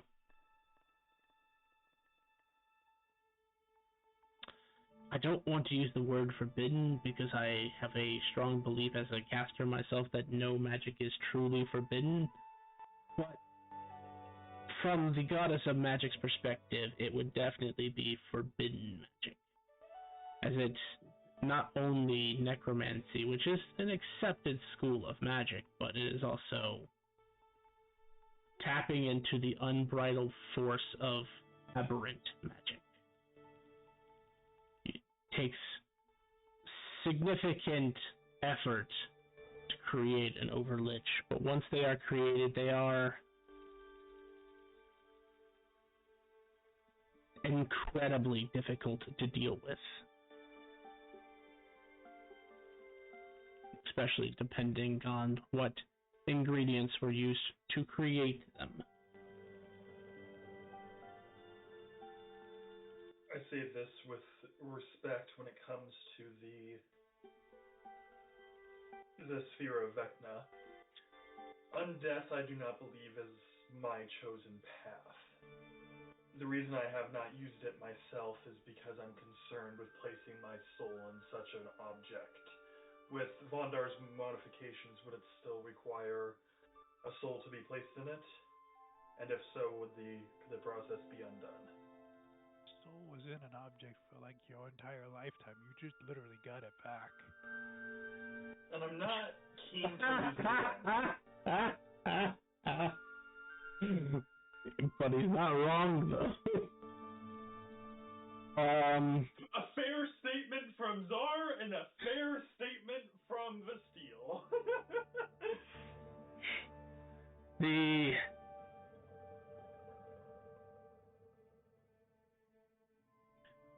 In the hands of an average smith, you would still require the mechanics of a soul to operate it. But I have a sneaking suspicion that Vondar can understand the underlying portions of that blueprint that one may not generally observe. There is a concept called extra attunement. It is similar to items with variable attunement. Instead of having features and then attuning to it to have access to its full features, you attune to an object to gain its standard features and attune it to it again to access its secret features. You would only need the first level of access in order to do what you intend to do with the sphere. If you want access to the secret features, you would need to attune your soul to it.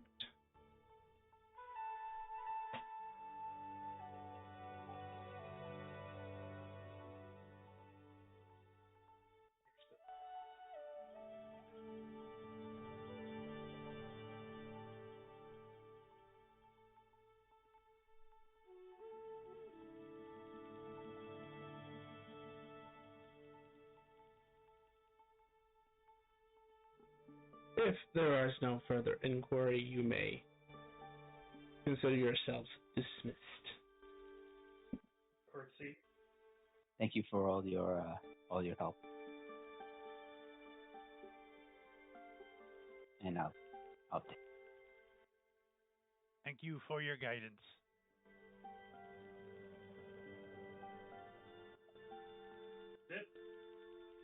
Deuces. I don't say that.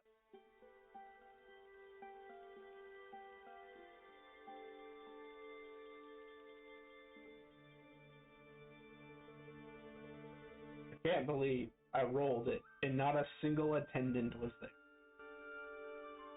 Man literally has like 15 attendants and not one of them was there. I was half expecting like Demiurge or Shaltier or something. Oh, that would have been hilarious if Demiurge was there. Because he has an effect on Celestial. So not only would Umar be affected by the innate control that Ainz has, but then he'd have the repulsion effect of Demiurge. Actually, Demiurge's ability is temptation. So he has the unique ability to create fallen Celestials. You know, one of the I don't think it's an actual guardian, but one of their minions is a celestial with levels in God. Yep. Yeah, I think that's Sacrifice. Yeah, I think that's her name. Sacrifice or something similar to Sacrifice. I know exactly who you're talking about. Yep. I'm like, I wonder how she's not affected by all this anti-celestial stuff. Most likely because beings at that level can turn it on and off or be selective. True. Well, I mean, you look at you didn't have to run away, you felt like you had to run away. And if she's more powerful than you... Shall we go to the forge? Yeah, I was going to see what your brother's up to. Maybe he's been drinking something there. He's not at the forge anymore. A son of a bitch. Well, we need to get the black tree first. Yes. Well, I mean that part's easy. Just gotta do it.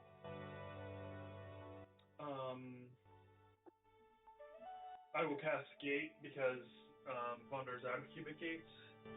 We are going to need to rest because I'm getting tired. I give everybody a cat nap. Everyone recovers a short rest in 2 seconds. Well, not sleep. Do you feel better? I feel a little better. Stand by. I need to figure out how many spell points I get back for that. How many hours do you... How many hours... It's not like... Oh, you were talking about... Sorry. I was just going to ask, how many hours have we been in the rental? About 1, maybe 1.5. Oh, wait, 1.5. Because I did say it took you 30 minutes just to get across town. Gotcha. Or get to the center of town, actually. The Grand Hill is definitely not as large as the Black City, but it is not a small city either.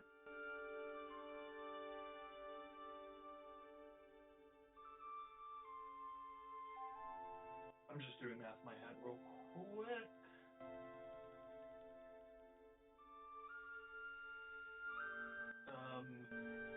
Arcane Recovery.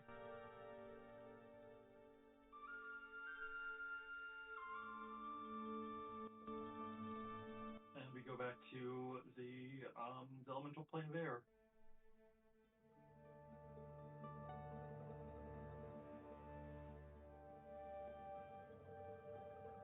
I do produce the phylactery. It's just in my bag of holding. I was it's yeah, I have it. I produce it, and I say to Vondar, "Are you up for an even bigger challenge?" How do you mean? There's an idea that I have that I'm wondering if you can make it happen. I want to create an object, a staff that will truly be the staff that I will carry the rest of my life.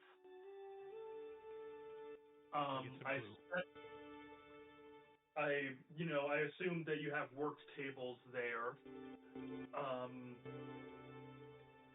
Vondar, and I set the Staff of Power down on one of the tables.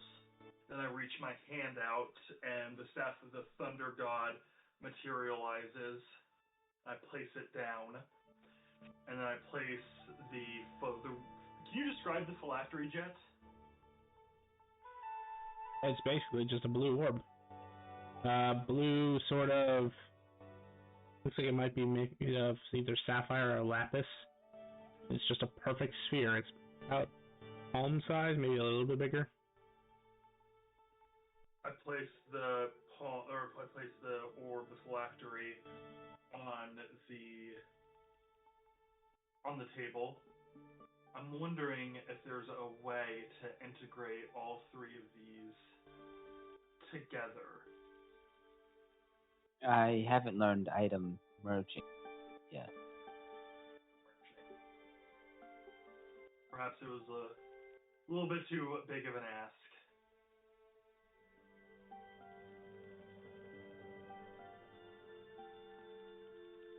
But there is the phylactery, and we can start there.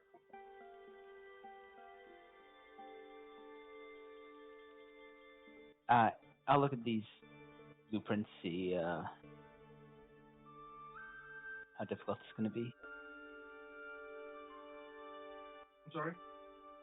At your current skill level, you're sure that you could make it. It wouldn't be as powerful as described in the blueprints, and then kind of using that blueprint as reference, looking at the Orb of Vecna.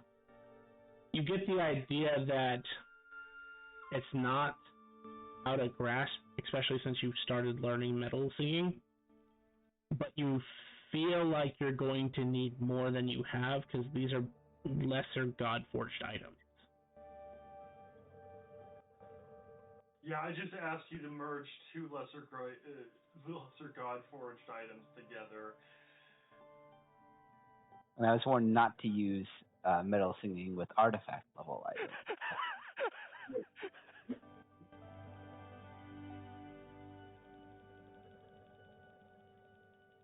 Perhaps your master could grant some help.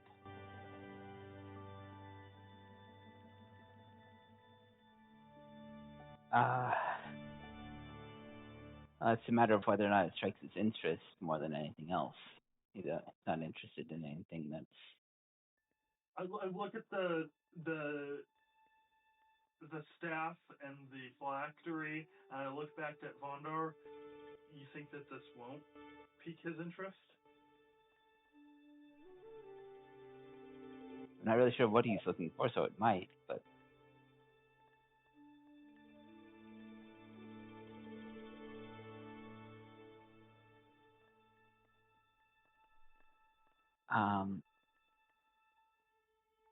But even if we're going to merge the phylactery with the staff, maybe it's better to alter the phylactery now. And then do the merging. That's step one, yes. So, look, you can alter this thing so then Vestio doesn't have to remove her soul again. That's the hope. If it's not, then I sure hope there's a way to reverse the process. But I want to bark up a few trees before I shove my soul into this. I mean, we could just get a different soul put in you. I think it needs to be the way that attunes with the object. Yeah. That's how the phylactery works in base.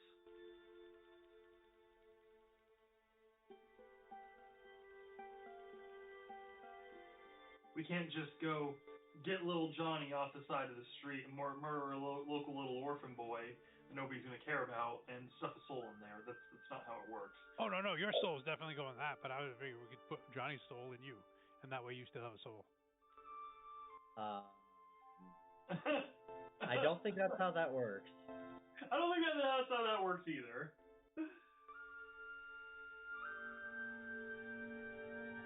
I was gonna say little Timmy's, but that would have been offensive. A little Timmy. I mean, he's still in Arantel. Hey Timmy, you doing good? You want to join us? I didn't know you were done. Oh, well, we're done. Do you want to come back to the elemental plane of air with us? I don't know. Do you want me to? I always enjoy your presence. Leaving me behind it. Telling me what's going on. I'm sorry. You'll see a gate open up and Timmy steps through. Did you ever get that necklace? He starts just holding Pearls of Power up and starts using them. Yeah, speaking of that, did you ever get the necklace to function? Which necklace? The necklace of spell points? I did not. I'm working on it. Gotcha. Well, I mean, I hope whatever you were up to was more, well, not more entertaining, but I mean, essentially, instead of having a big fight, we just rifted in and saved Vestial's brother. So, really, it wasn't a whole lot. So we rifted in, we gated out, we went back in, we went around. I jumped at a couple walls. There was no one there. You mean I stood there staring at the alleyway for an hour? What? Why didn't you follow us? Why'd you stay there? I don't know, just in case something happened that you needed backup elsewhere. I mean, they could have had some... You said yourself, it sounded like this was a giant trap. You could have walked in there and all of a sudden couldn't leave or something. You're right. We did. Simamar heard us on the way in. You know, when it comes to circumstances like this, we tend to overestimate the opposition to the exclusion of our normal abilities. Like, it took us an embarrassingly long amount of time to try to gate to him. Yeah. Me and Simamar spent more time picking up trash than we did helping her brother. Speaking we of did that, our part. Did you use gate or did you use the... Did you use gate or did you use the sword? I used the sword. Oh, there's your deal. Unless you're trying to enter the space of a god, there's no spell that stops that sword. Oh. I suspect if they thought Vestial was coming, they'd probably cast something like, I don't know, Forbidden, which would normally stop you from traveling with planar travel, teleportation, portals, and etc., but your sword is weird. So it's probably similar to how the gate crasher boon works, and it just kind of bypasses certain aspects. Right. Because it just appears in a point of space, not necessarily like tunneling through or connecting two realms. It's just there. Exactly. So I suspect they were perfectly prepared for you, and you guys just said, "No, I'm gonna go around your neat little crap." Well, I'll have to thank Field not the next time I see him for crafting such an excellent item. And the great and terrible Nightshade answers, "He found the booze." He found the booze? Yeah, he found the booze. He drank them all. How much booze did you have? Well, let me. You can hear through the prayer clinking of glass. She's walking through. 1, carry the 10, carry the 100. 150,000 bottles. 150,000 bottles? Is he alive? How did he? I think so.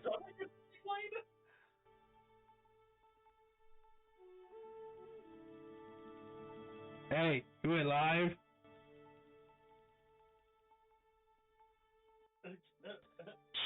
You're breaking up. You're breaking up. Okay, love you.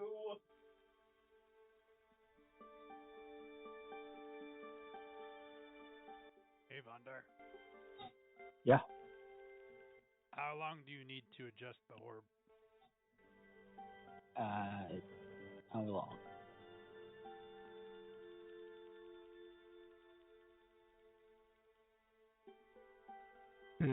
Let's see. So it takes 1 moment. Where is my note? Admin notes. Thank you, Magic items. So normally to make a legendary item, it takes 50 work weeks. We're not making one, but I'm using that as the base. According to the notes I sent to Links a long time ago, if you're altering one, it takes 1/10 of the time normally, so 5 work weeks normally. And then you have features to either do it instantaneously for double the cost, or you have the boon, right? Yeah, the forge reduces by half, and the boon reduces by half. So 5 to 2.5, which will round down to 2 to 1. So you'd need 1 work week, or the forge has a feature to instantly complete the task for double the normal cost. Well, we don't know where this cult is, so there's no great rush. Yeah. Just outlining it as a whole. Well, do you want to spend a week working on it, and we spend a week looking for the cult? Sounds good to me. I don't know where we would really start, though. Church. Well, Heinz of Goen said that his people have been tracking them for quite a while. I don't know if we could maybe cooperate with his forces.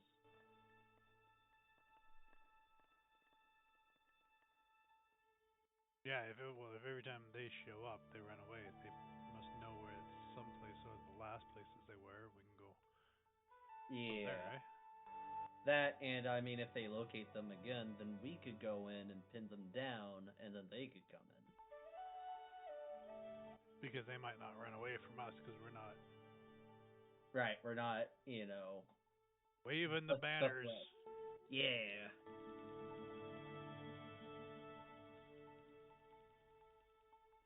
Oh, this sounds like a plan.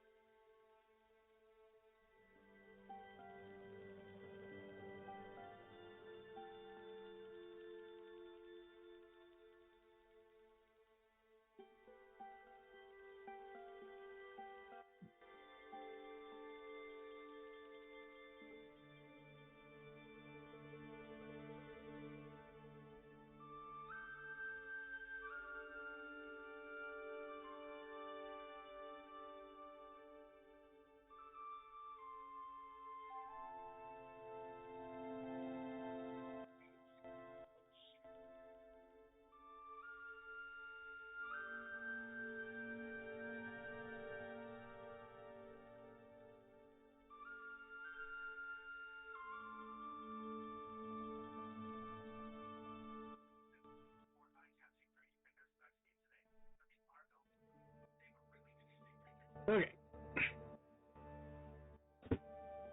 So Vondra's going to spend a week in the forge, altering the orb, and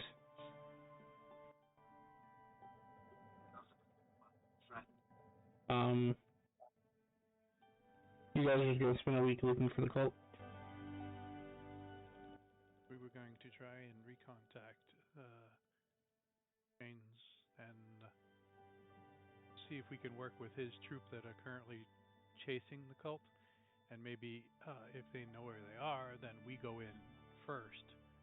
And Simamar said, pin them down, and then that way they might not run away from us.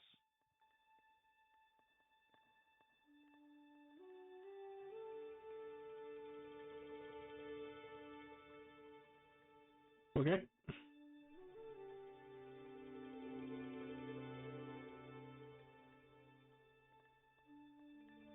I'll be right back, but that is the plan.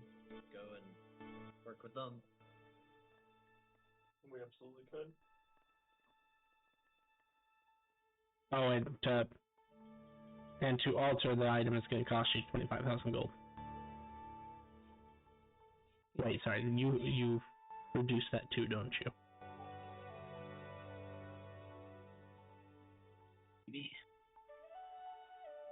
I think you do.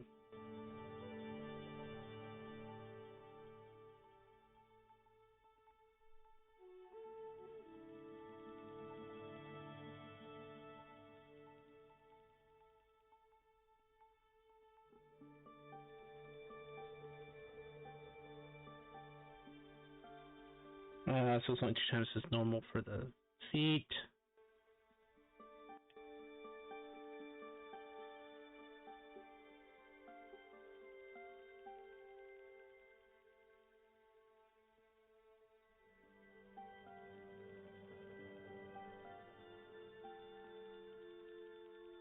Oh, interesting. Between your two items, it's only time, not cost. So then 25,000 for basically the price of alteration.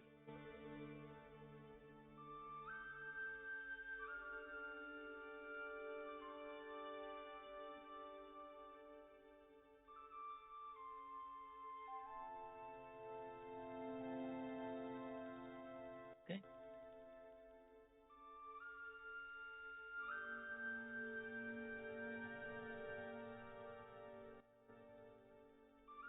Okay, so you guys are contacting Mines again to see if he can link you up with his force that's tracking the cult. Yes.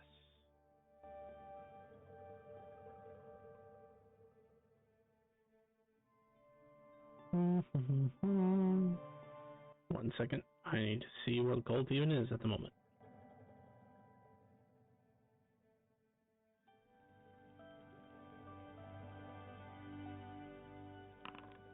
Oh, that's wrong.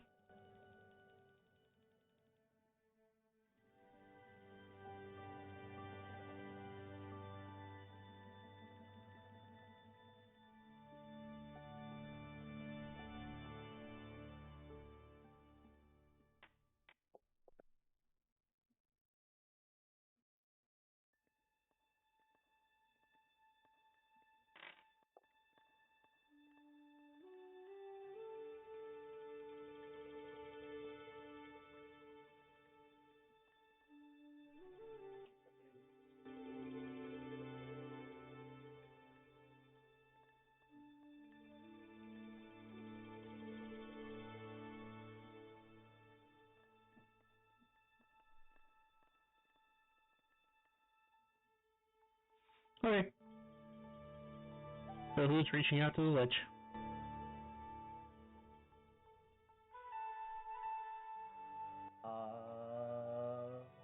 I mean, I would go in person since I don't have a way of telecommunicating. Can we actually take a long rest first? I don't know how long has it been since we've had a long rest. I'm getting a little eepy, a little tired. We just took a cat nap. Well, Okay, that's fine. As long as we don't take one before we engage any hostiles. I mean, as far as I'm aware, it's just reconnaissance because I feel like trying to fight the cult right now would be a big blunder on our part, considering these overliches and what I'm said about them. Should I simply cast Ascending? I think it would be better to go in person and work our way up the ladder. Again, okay. That's what you did last time. It is.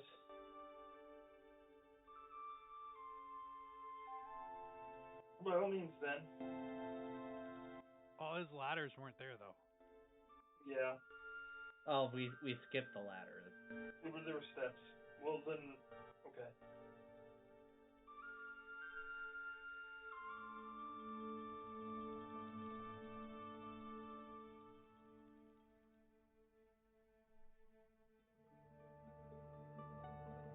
So you're using a rift maker to take you to the blacks to Urantel? Yeah. Roll the bones. I can rift us there, someone can gate us there, it doesn't matter. I'm pretty sure almost everybody's out of gate or rift at this point. Or gate or cubes. I've used 2 today.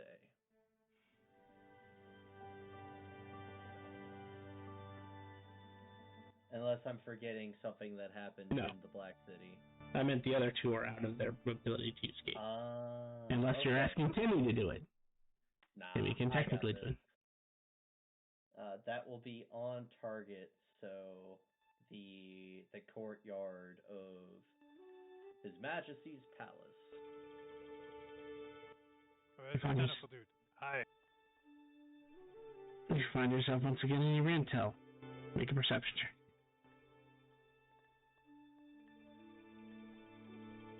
Sure, we just took somebody off.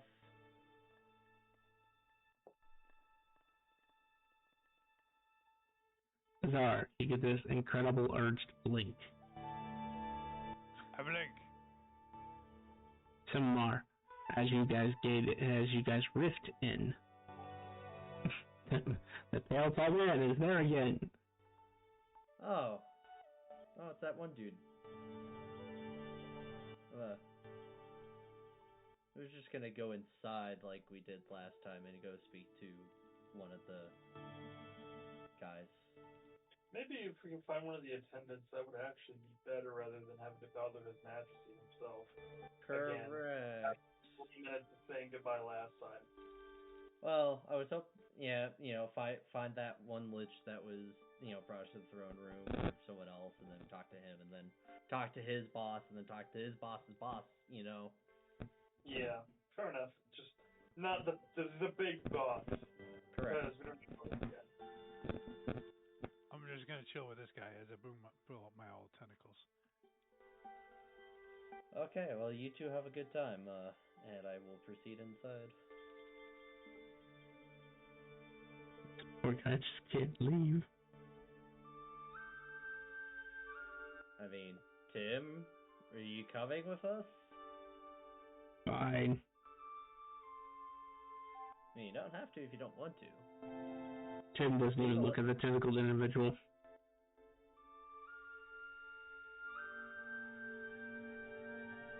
Sir, it's read this air. Does he follow you guys in?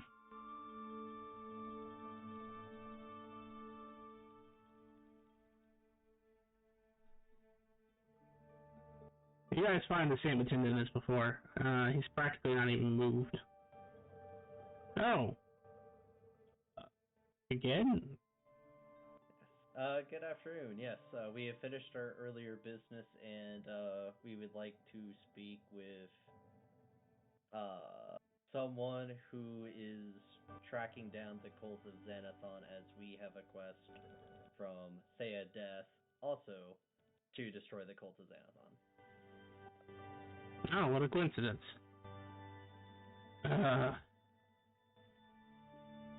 If memory serves, it is Cocytus who is currently tracking the cult.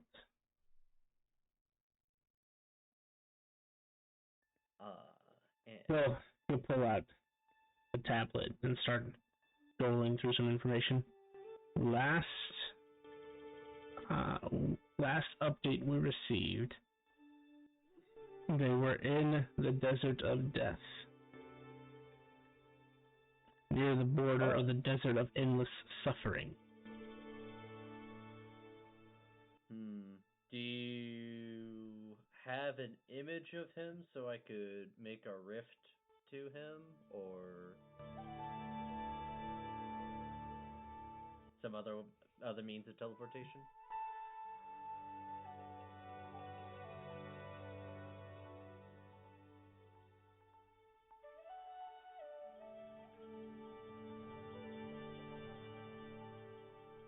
This would be the image he'd display to you.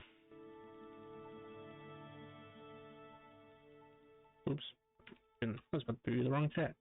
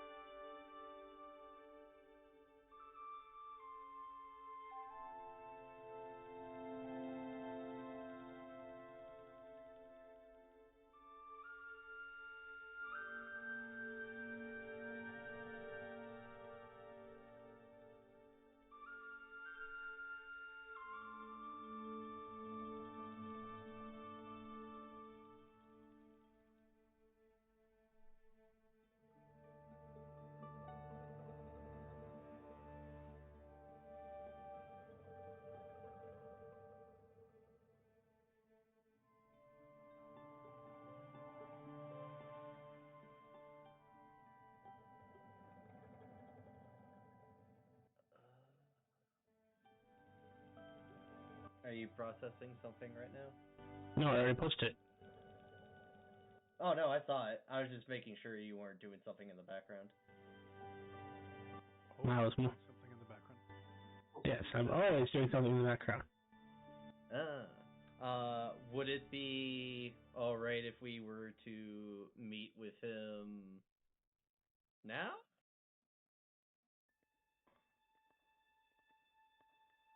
You could certainly try.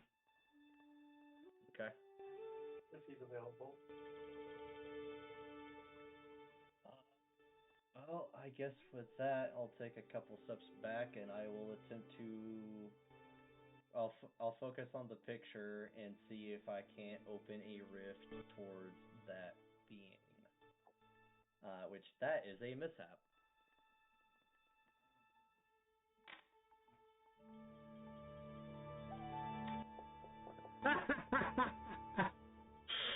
Go ahead and roll 2 mishaps. Yikes. Is that 3 mishaps?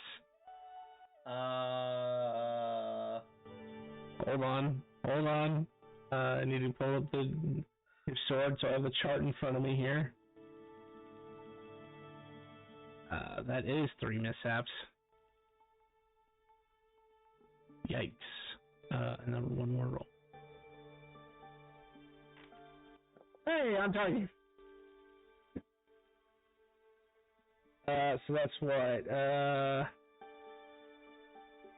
9d10 force damage? Yeah, Vondar, I can taste the instability of this. Well, not Vondar, sorry. Czar, I can taste the instability of this rift. I don't Czar's think not there. Tim, I can taste the instability of this rift. Huh. You know, I'm not gonna step through this one. I'm just gonna cut through it and end the rift.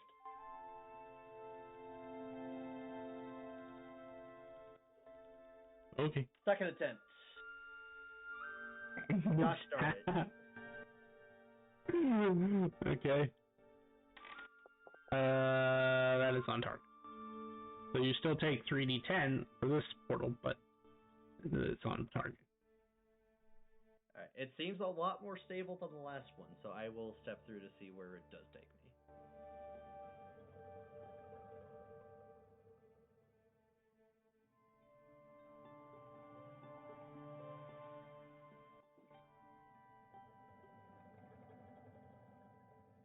Tim is going to wait 6 seconds and cast Gate, or cast Greater Teleport to you as the target.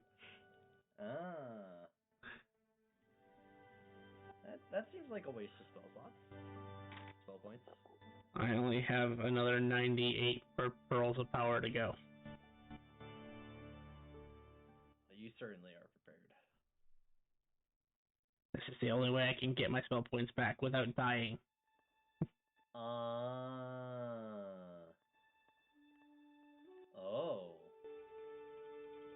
That was 12 force damage, by the way. Tingly. Yes, unfortunately, I don't gain benefits from a long rest like the rest of you lot. So I have to find ways around that little problem. Like, you know, I'm like casting regeneration on myself. I tried. Well, to be fair, I haven't started yet. I only have the blueprint of your necklace.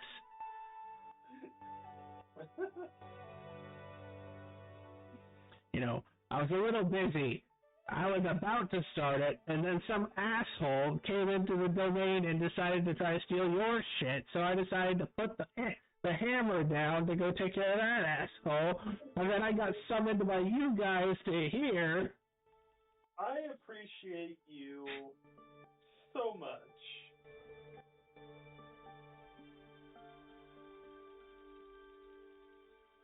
And now we're wherever here is.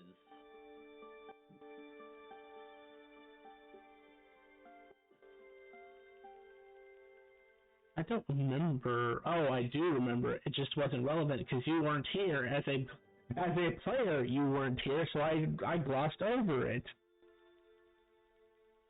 Simar, you immediately don't like it here. You feel dirty. You feel gross. You feel like something is like slobbering on you, licking you, waiting for the right moment to consume you.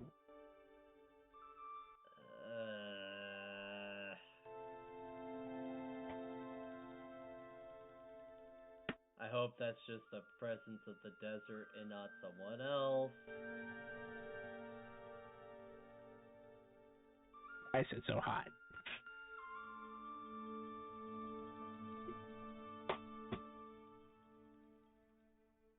And in front of you, you will see the towering and imposing figure of Kokaitis. He is actually large size, to the maximum extent that you can be large size without breaking huge. He appears to have been in the middle of a conversation with a bunch of undead.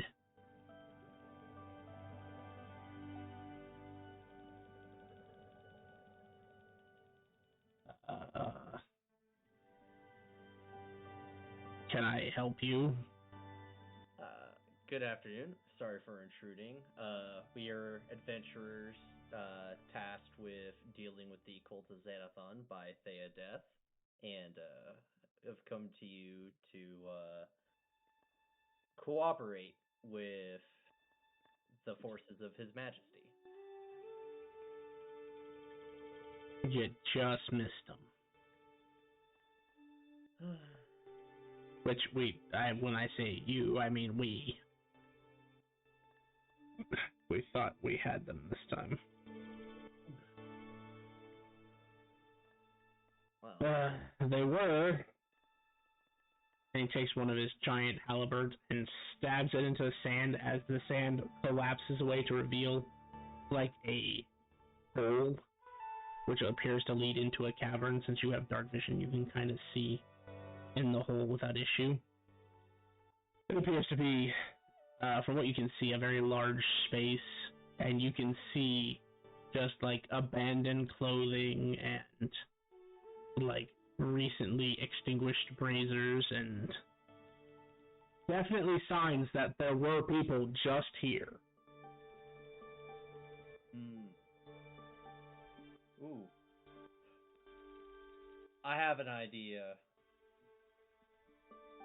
And it's not just Bastille looking into the past idea.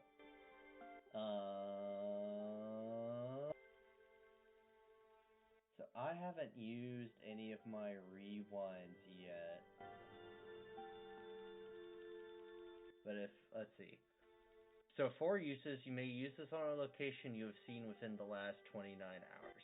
Now you said that this doesn't affect the people that are no longer here, but I could revert the area back to what it was 29 hours ago, and we could glean clues from that, right?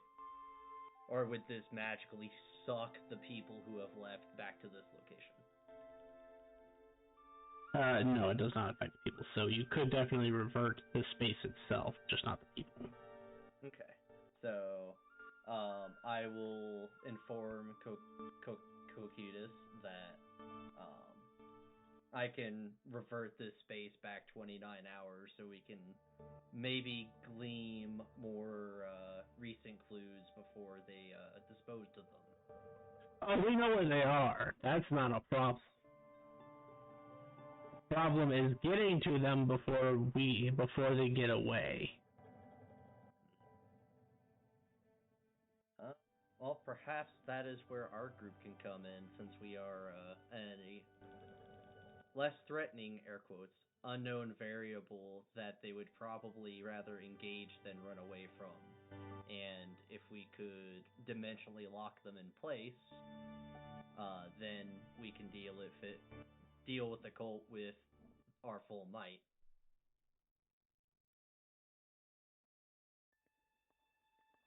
They're currently in the ocean. I hate the ocean. More precisely, they have chosen a cave at the bottom of the ocean.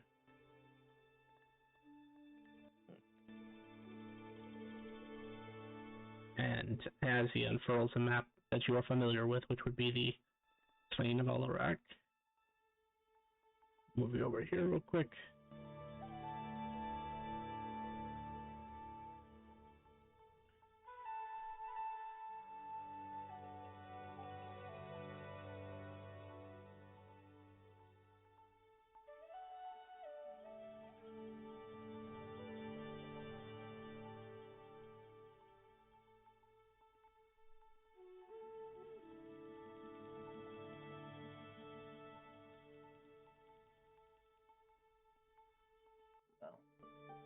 Let's see. Zoom out to the bottom of the ocean.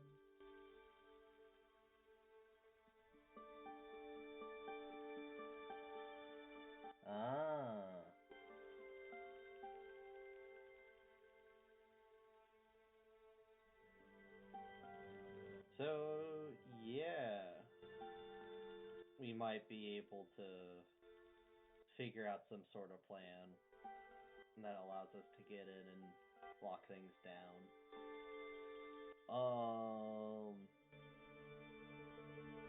Has there been any infiltration attempts? Oh, absolutely. We have units who have impeccable levels of stealth. They always seem to know that we're coming, regardless of how much stealth those units have.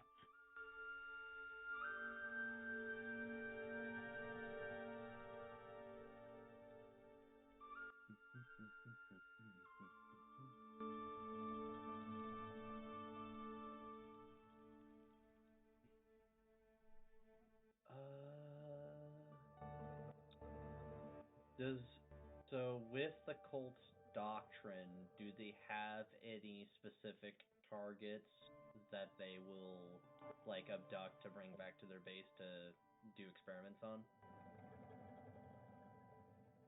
Not that they've made obvious. We thought the same thing. We tried to lay our own trap for them by putting things that would be enticing to liches, but these liches have some extreme level of discipline.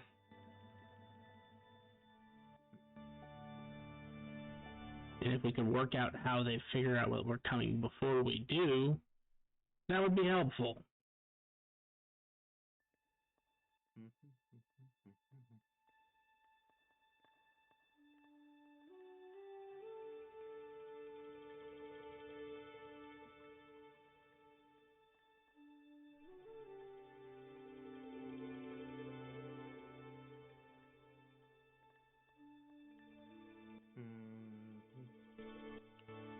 I wonder,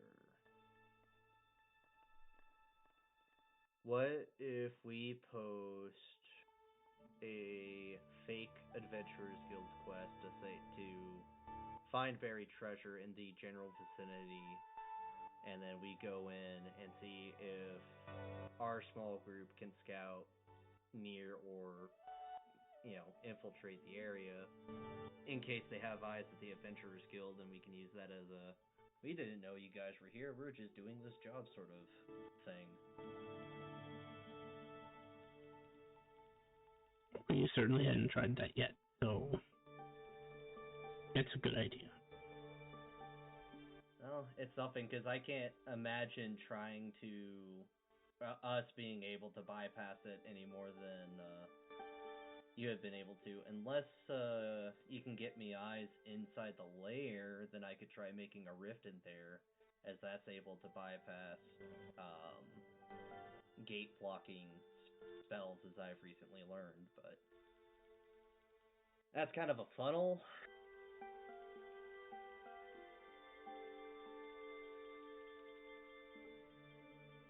The problem is we've never been able to actually infiltrate. We attempted, but the moment we tried, the cult just up and left.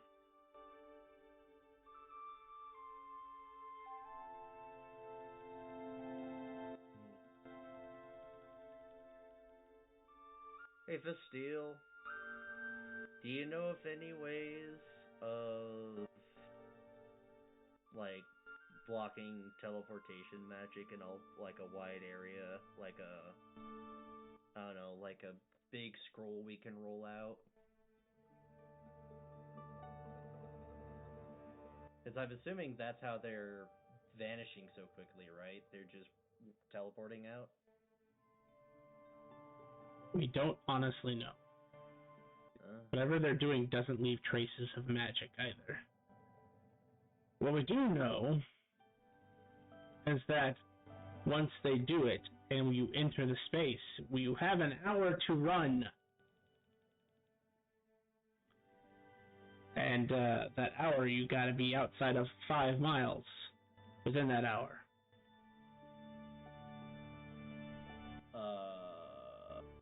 What happens, and do we need to be concerned about that?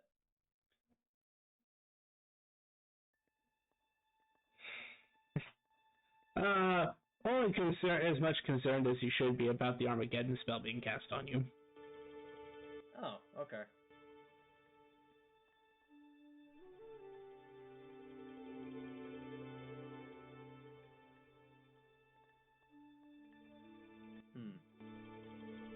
Oh, and I probably should clarify, it's not actually the spell being cast on you, it's a black rod being dropped on you, which is the equivalent of an Armageddon spell.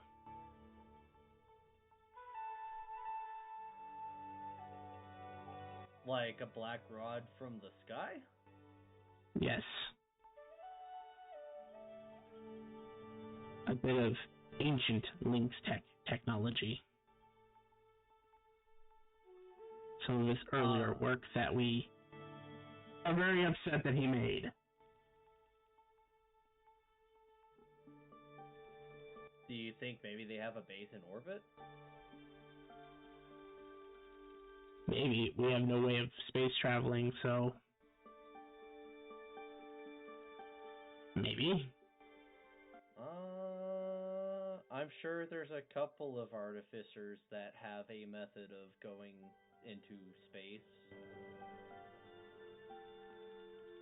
I'm back. Welcome back. We're trying to put our heads together as to how they are A, vanishing, B, how we can infiltrate, and C, maybe they have a space station.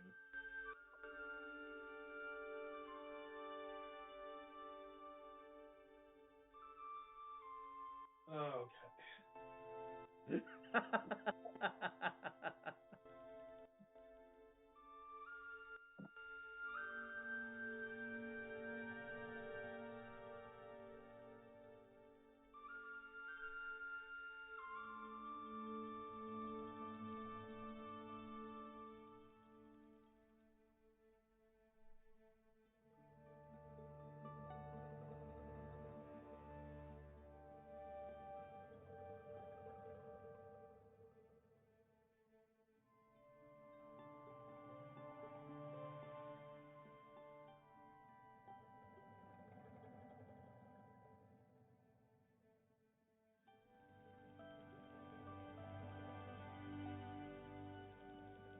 Well, Yeah, the best that I've got so far is to post a adventurer's quest ourselves to explore sunken treasure in the region of the latest Cult of Xanathon hiding spot, and go down in person to either get abducted or find the cult and try to keep them from escaping somehow.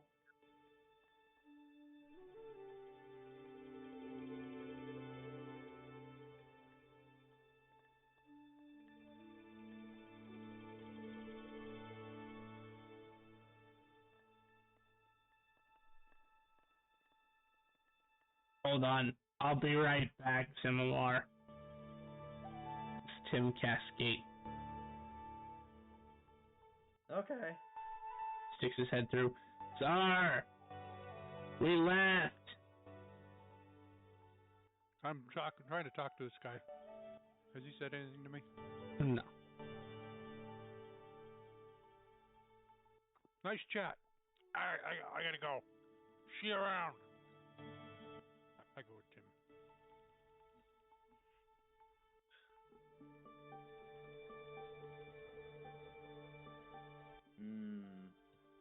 Where? Son of a bitch.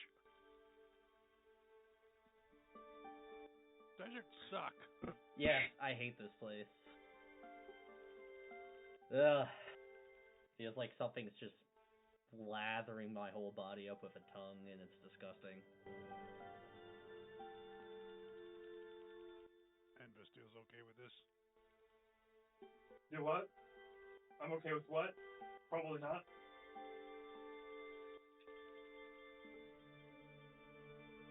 And Bastille doesn't feel the same effect. It's a desert. It sucks. All deserts seem to have some... Go ahead. We are currently in the former headquarters of the cult, correct? Standing above it currently. And there's like a hole in the ground. It's underground. Okay. Perhaps we should go underground and see if there might be any clues that we can gather Well, on their whereabouts. once we go underground, we have 5 hours until a black rod hits us from above with the same impact as an Armageddon spell. We have to leave outside of a 5-mile radius. I see. Well, I would only need a couple of minutes. 5 hours would be plenty. but I don't know if we want to pull that trigger now or think about it a little bit longer. But that is option A, an idea to gather information. Yeah, we got 5 hours. Let's go. Hurry up. Yeah, but I'd say might as well do it now. Get it over with. Okay, good luck. I'm gonna stay up here.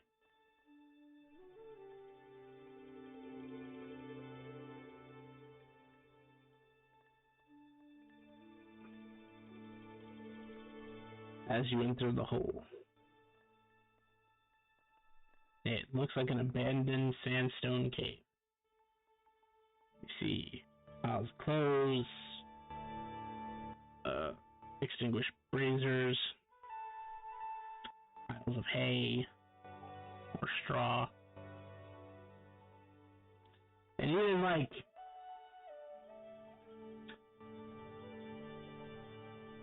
half-eaten maggoty food.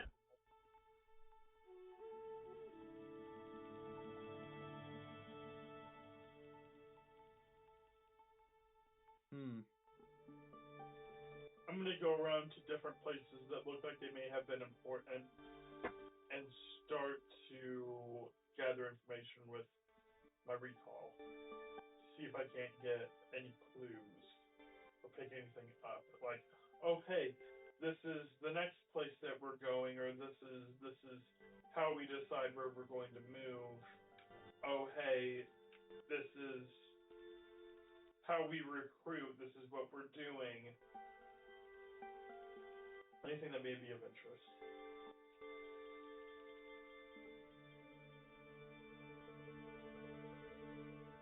Sorry, I know that that's vague. It's more of you don't learn anything. You go back in time about roughly 2 hours, and that's when bodies begin to appear again. And it's like a meerkat in convention. You just see various types of undead, from regular old-ass skeletons to archliches and dracoliches and everything in between. Sitting there, doing nothing, and then looking up, like all simultaneously, and then just collapsing.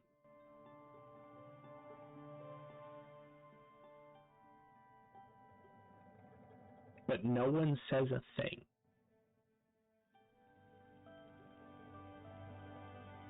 And as far as you could tell, it looked more like they were waiting for something. We probably need to get the phylactery up to stuff anyway. Is this my experience no matter where I go in the cave? If I go deeper, try to find other stuff? Yes, except for one area. And this is the shortcomings of a servant in the Overlord's army. They view things as inconsequential that you don't. You find a hole, Vestiel, that just appears to be a hole. But when you use your memories of the past and step back, you are instantly terrified. Because you've seen this before. You see 3 daunting figures. There's not really a great way to describe all 3 in a single way, so I'm going to have to just describe all 3 individually. One looks like half T-Rex, half dragon, and half what was the other creature that it was fused with? Lich. Archlich. Not that you can really tell the difference between a lich and an archlich without clothing, so to speak.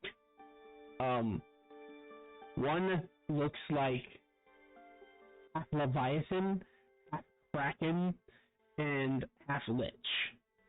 And the third one you can't even describe accurately, because it has like spider legs, it has like dragon wings, it has like kraken tentacles, it has like this one is just a clusterfuck. And it looks like it devoured or was created from just like as many creatures as possible. And still somehow functions. The three of them are surrounding this hole, and you see this just red light with this black and blood red inferno of fire ring around this red, and sticking through it is the head of the wolf that ate the giant Medusa creature in one bite. It's the head? It's the severed head? No, it's the head sticking through a portal. Oh. Fuck. Do I hear any conversation? No, they are chanting. You can tell they're trying to cast a spell to maintain the strength of this portal, but it's not a spell that you recognize. Nor is it the normal. It's not the normal casting language, so to speak.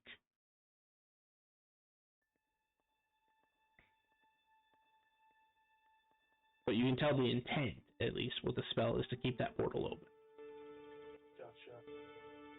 And then you can see the dinosauric one turn its head like something was said to it, and they sever the connection. And then they collapse.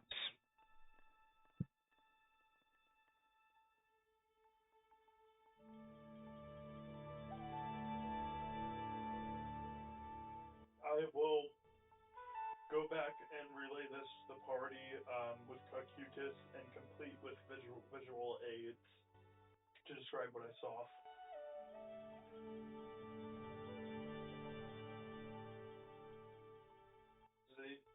Is any of this new information? Why would they want to summon that creature? I didn't get any particulars of the conversation.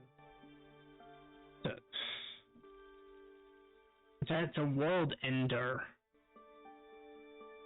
That creature's only goal is to devour. The only reason it hasn't is because... Oh. I think we need to update the name of the cult. It's not the cult of Xanathon. I don't know who came up with that name, but I assume it's just because one of the Overlich's names is Xanathon. I would say it's more accurately the cult of the Ashen Wolf. And their goal is to release the beast. Release the beast. That's not good. To summarize, without going into a long, drawn-out explanation, there is ancient magic that was cast by powerful individuals that restricts the Ashen Wolf to the desert of endless suffering, to not cross the borders.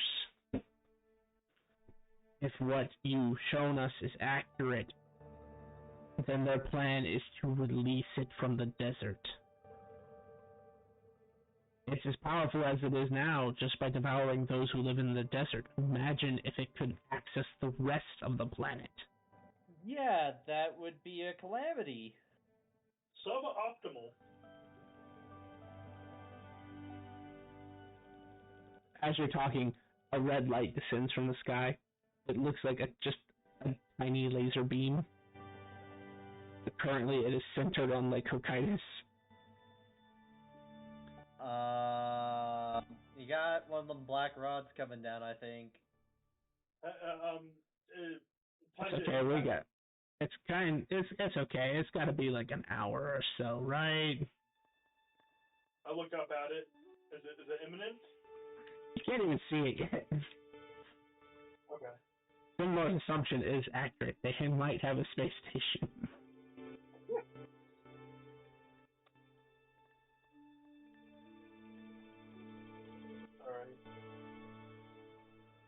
Alright. that is distressing news and makes this even worse. Mm-hmm. A cult that serves a lich is one thing, but a cult that's trying to unleash the wolf?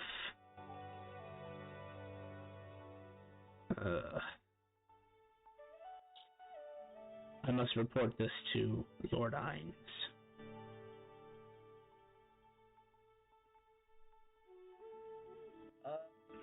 Should the Black Empire be notified of this as well? Probably. Okay.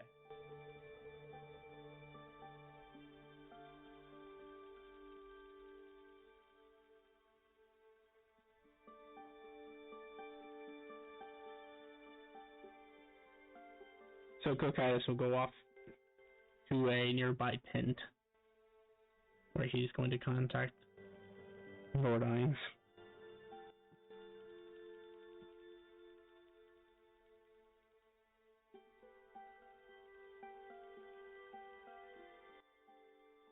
So we're gonna take that downtime now, eh? Now that Kokias has moved into a tent, the laser slowly moves over to Simamar. Step away from it. It just keeps following you. I don't like this.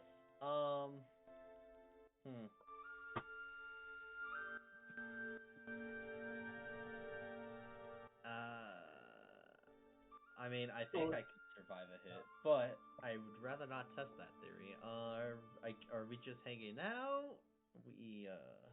I mean, we have a little bit of time. I looked up at it. Can't even see it yet. Well, let's see. Wait until compute this. Mm-hmm. I mean, if we need to evacuate real quick, we can. But we have time.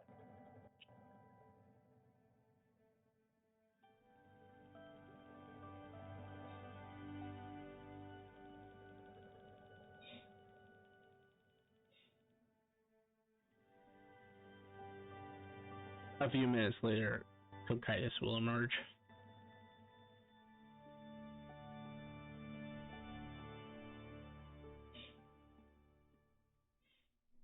We need to stop the cult, like yesterday.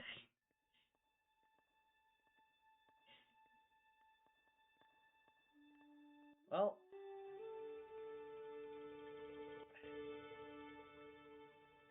can we narrow down where they're going to teleport to? If there is, like, magical sites that contain the binding magic to keep the wolf in the desert? Wouldn't those places be their target? No, because they've been... well, there's that. Their current location is the ocean, but they've been as far as the northern domains. So that would suggest to me that the location matters little than other than to buy time.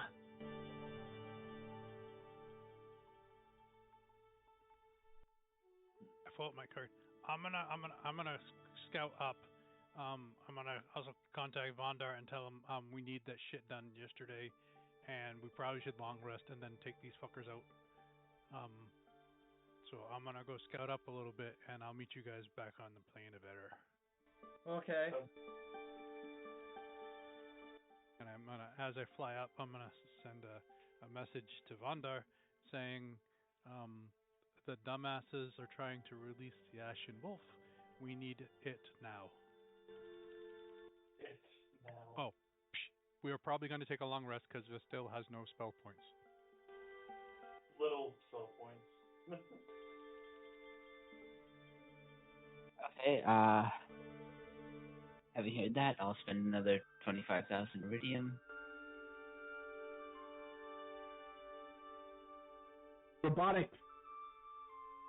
Robotic arms extend out from the forge, and just with their help, you just make the adjustments you need in an instant. You are confident that at the moment it may not be as powerful as the one Ainz currently has, but in the circumstance that you had and the time you had to do it, it will give the caster the ability to control undead. And I believe the formula I came up with was the CR rating has to be the caster's highest spell slot plus their intelligence score. So, for example, if a caster has a 30 intelligence, that gives them a base 10 modifier. And if the highest spell they can cast is 9th, then they can control up to a 19th CR undead. The highest spell I can cast is 9th.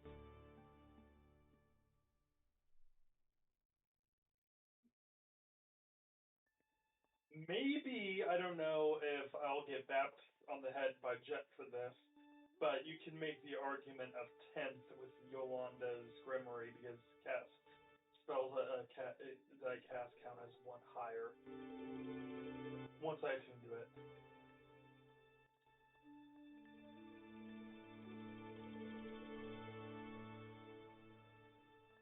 You're still expending a 9th level spell slot, so you still can only cast a 9th level spell. You're just upcasting it to 10th. Essentially.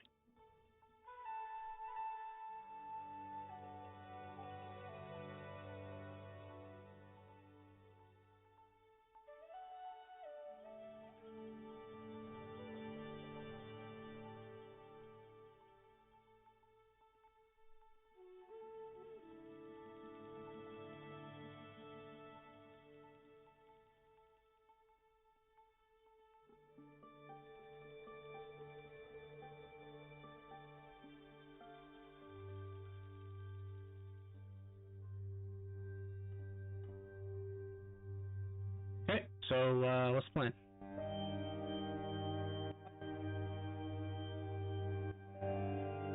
Well, this deal needs a long rest. Are you able to prepare Forbiddance? Stand by on that. I'll need to do some research, but I think I should be able to. Okay. I'm going to go, because, I mean, the only thing I can think of is trying to disguise our movements as a fucking conveniently placed quest. That's the only thing I can think of trying to get near them without them bugging out. I need 10 minutes of lead time for Forbiddance. And I can cover 40,000 square feet. Okay, so what we can do is you can prepare in like in my pocket plane, and then I can open the pocket plane, then you can cast Forbiddance or something like that. Hey, Vestiel, would you mind making an insight check? Sure.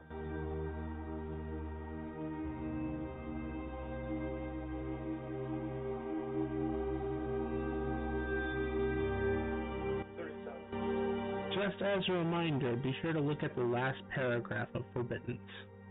Yeah,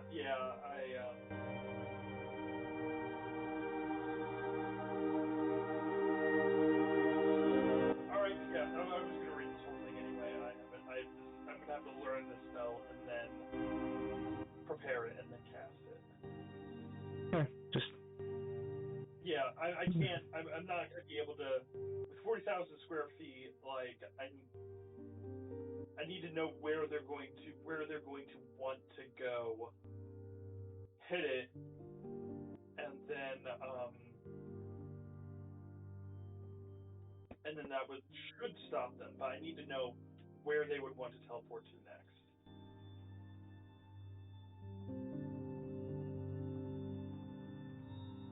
Well, so I hate to say this, but if we could have figured it out, then I think our allies would have figured it out already, and this wouldn't be an issue. Then what was your goal with Forbiddance? To cast it inside of their lair to keep them from teleporting out. Stand by on that. I don't think it does that. I think technically the wording says that they can't teleport in. Yeah. Oh. Yes, forbidden isn't a cage; it's a fortress. Can we turn it into a cage? You need the forbiddance. I'll ask teacher if there's an equivalent to turn it into a cage. If there's something that she knows of. Not that would cover the same area. Yeah.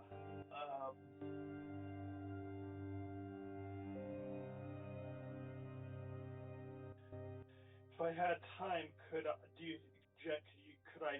create my own spell that does the same thing but reverse?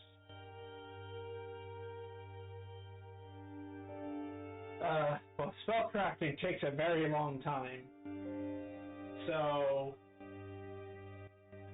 if you're going to reverse a 6th level spell, that takes roughly 6 months. Yeah. How many days of that would that be in the time is irrelevant plane? That is a question. 6 months. Well, I'll save you some time. You can't. As poor Riven found out when he was trying to create a new spell. It's GOM, don't let that shit happen. yes, unfortunately, while Nightshade does hold the domain of magic, he does not hold the authority over the weave. So while our space is similar to a planar effect, he still has final say. Okay. Here's a wild plan. So we still stick with scuba diving for the Adventurers Guild, or at least send me in, and we ask His Majesty. As I'll go to be in my pocket dimension, so when they capture me, we could pop that open, and then he could keep them from leaving.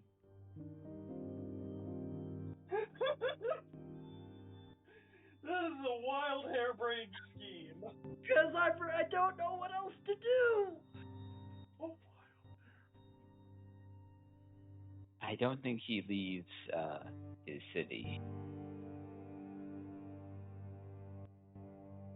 Never mind, be your pocket pal.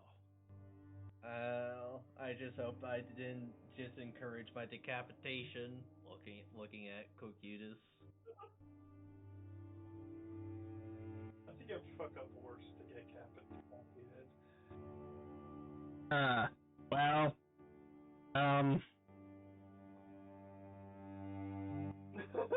I hate as Tim emerges from the hole that he just went into. Actually, I think it's worse. I can't tell you how they know someone's coming, but I can tell you how they're leaving. And it's so much worse than I could have imagined. Oh. They're using a... You cut out. I haven't finished my sentence yet. Oh. They are using a...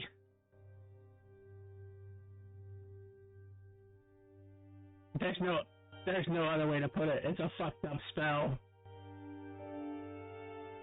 that harnesses aberrant magic.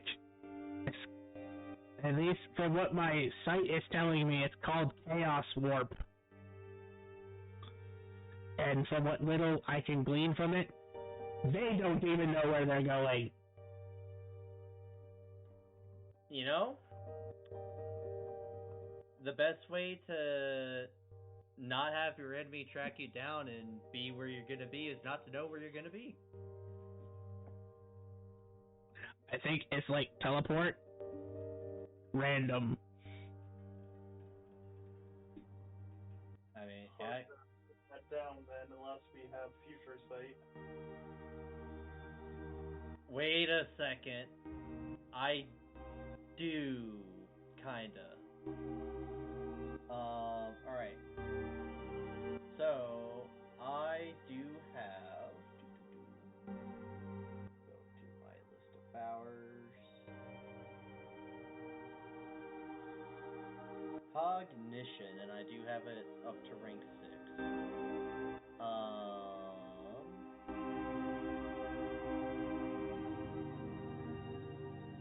I didn't realize that much. So, with cognition, if we are taken, like we go to raid their current location, they chaos warp out, and we figure out where their next location is in the future, then we will already know where they're going ahead of time, right? If we go and, take that course of action, that should be the future that I see.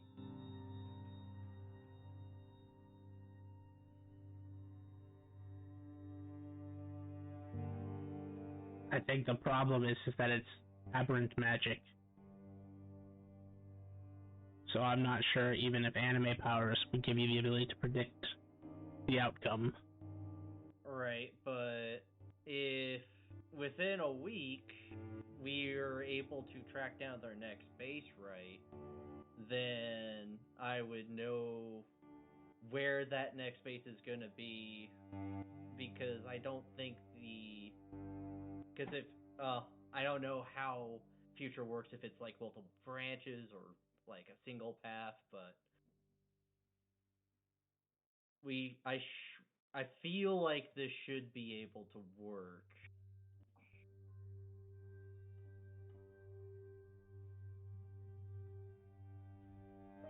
And I mean, if it doesn't, it doesn't work. At least we tried.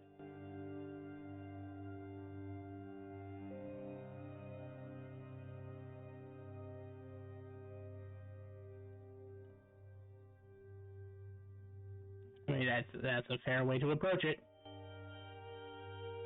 I'm just advising you to the best of my ability as a spell caster. Right.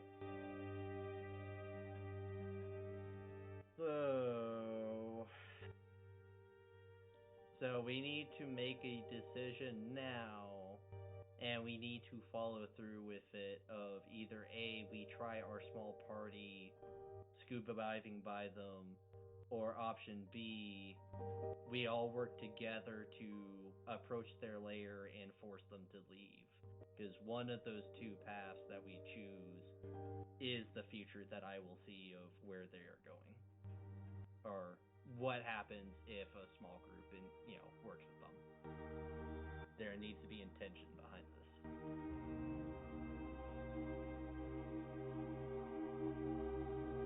I mean, yeah, we're looking for them, so we wouldn't stop now.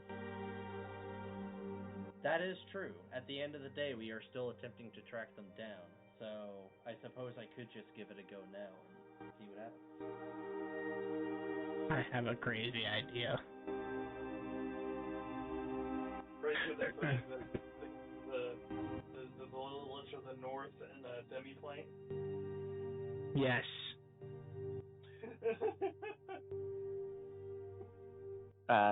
Towards anything too crazy, you didn't happen to see any personal items down there, did you? Not really. It's all very nondescript, things you could pick up at the general store, and that's about it. But in the past, Vestiel, if there was something of importance there, I could rewind the area, and that object could be there. Right? There wasn't. No. Only creatures. And what they were wearing. And I would need it in hand. There's an item that can help us. I have it on one stick.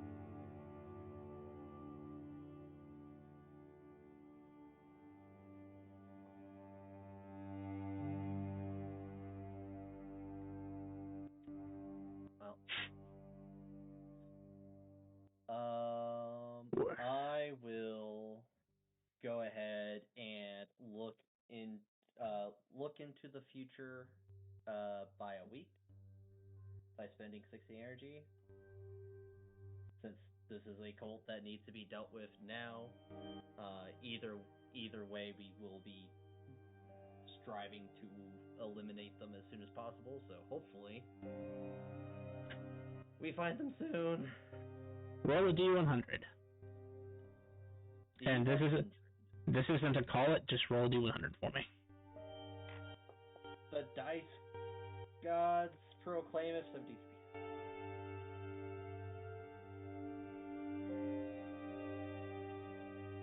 You see yourselves, well, getting to see a week into the future actually teaches you a lot. You see yourself going to the Adventures Guild and putting out the quest, like you said. You find yourself finding, quote-unquote, the spot that the cult should be in, and when you get there, they're gone. Following that same trail, Lokitis is able to tell you the next place they're going to be. Or are not going to be, but going to be from your perspective. And this time, they're in the foothills of Annihilation, which is up here. And you try to... What if we put a forbidden snare?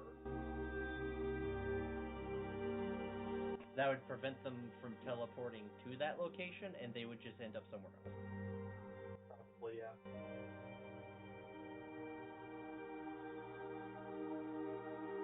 It'd be funny, though. I'm assuming that there's more to the story. So we could go to the foothills and wait for them to show up there and send Cocytus to scare them off.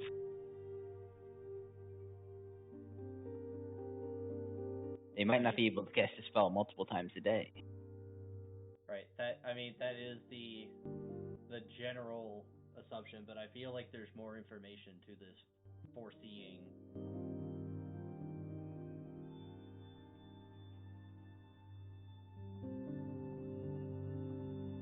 Based on proposed future, if you guys go there, currently based upon your seeing,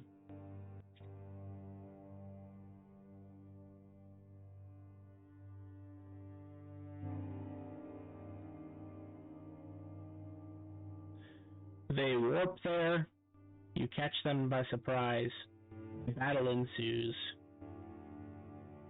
You're able to arrest control of the Draco Liches.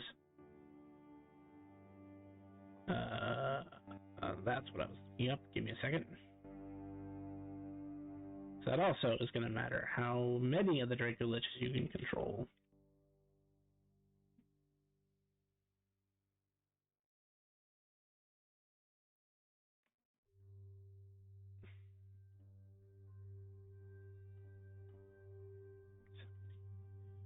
So at your current strength, Bastille, you can control 1. Yes. And then you can control up to a CR2 undead at the same time.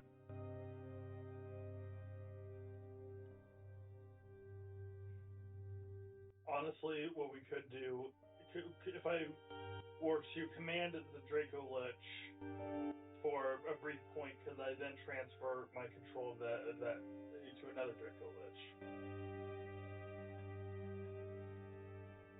Yeah, it's essentially a roll each time to arrest control. But the roll is heavily in your favor. I get control of one of the Draco Liches, put it in a hole, then get into control of another Draco Lich, put it in the hole, and Get in the hole. Get in the hole. Okay. So we'll just say that's how the battle ensues. That is successful. Because you guys, your current level,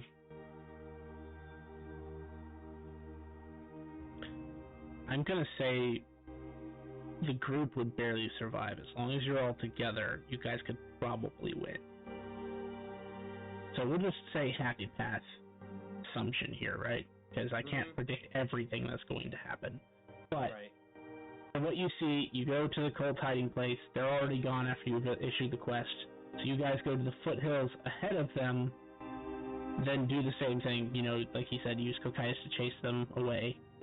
They teleport to you, you wrest the control of the liches through some drawn out steps, but it still works. And then you're able to defeat the rest of the undead, and I would say barely defeat all 3 overliches at once.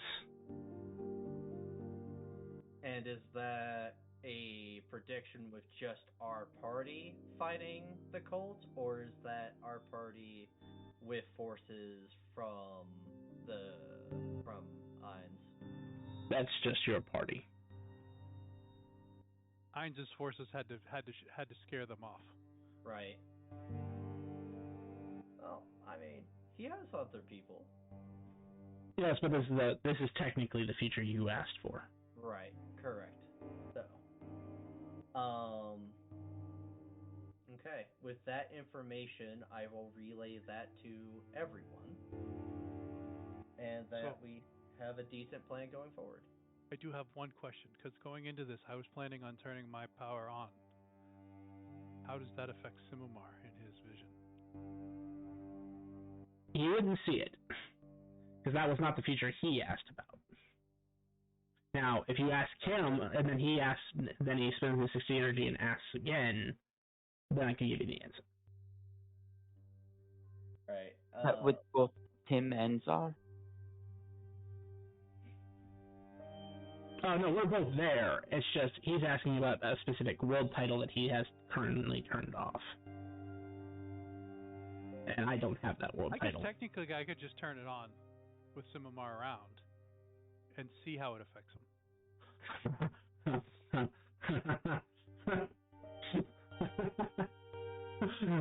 Yes, you certainly could. Simomar, I've been holding back some power because you are half undead. But the reason why I said I could deal with the minor undead is because I have an aura that doesn't like undead. Okay. Do you want to see how you fare versus it before we get into battle? Sure. We should probably do it away from Cocytus's undead forces.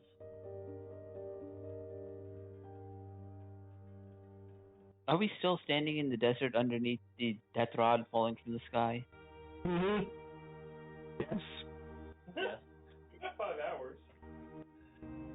No, you have 1 hour. I thought this was like a long You have time. 5 miles that you have to get out of. It takes an hour to cast. Cocytus doesn't seem concerned about it. Because he's certain he can travel 5 miles within a set amount of time. Agreed. Goodbye.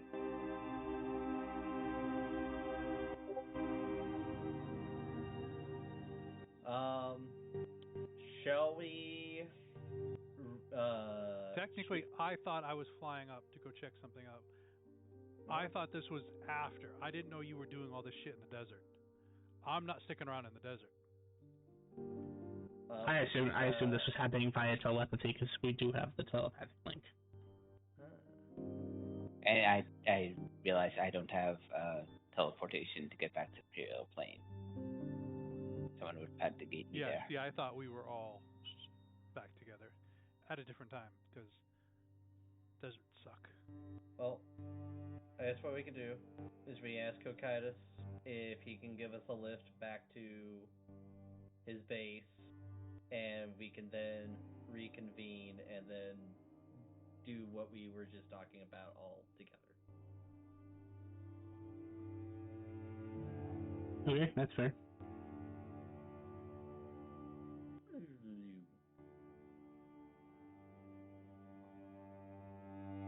He'll take you to like the Black City or something.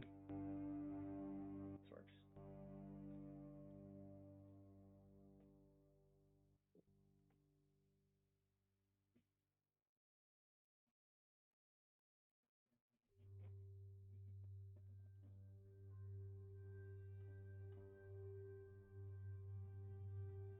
I assume you step 15 feet, 20 feet away from Cocytus' group. and activate your power. Sorry. Yeah, I go like a long ways away from his group, and I 200 feet away from. Make sure everyone steps back, and then I have like symbol after I'll say it takes me a minute to activate, and then you walk to me, and we'll see. Okay. Yeah, about to say, I have a couple of tricks up my sleeve that I haven't used because it only covers like a 200-foot radius and ignores lightning immunity, but, you know, that's something that I'm probably never going to use in a party environment because I can't stop it from electrocuting you guys. It's on! Step closer. Okay, I'll walk towards Zar.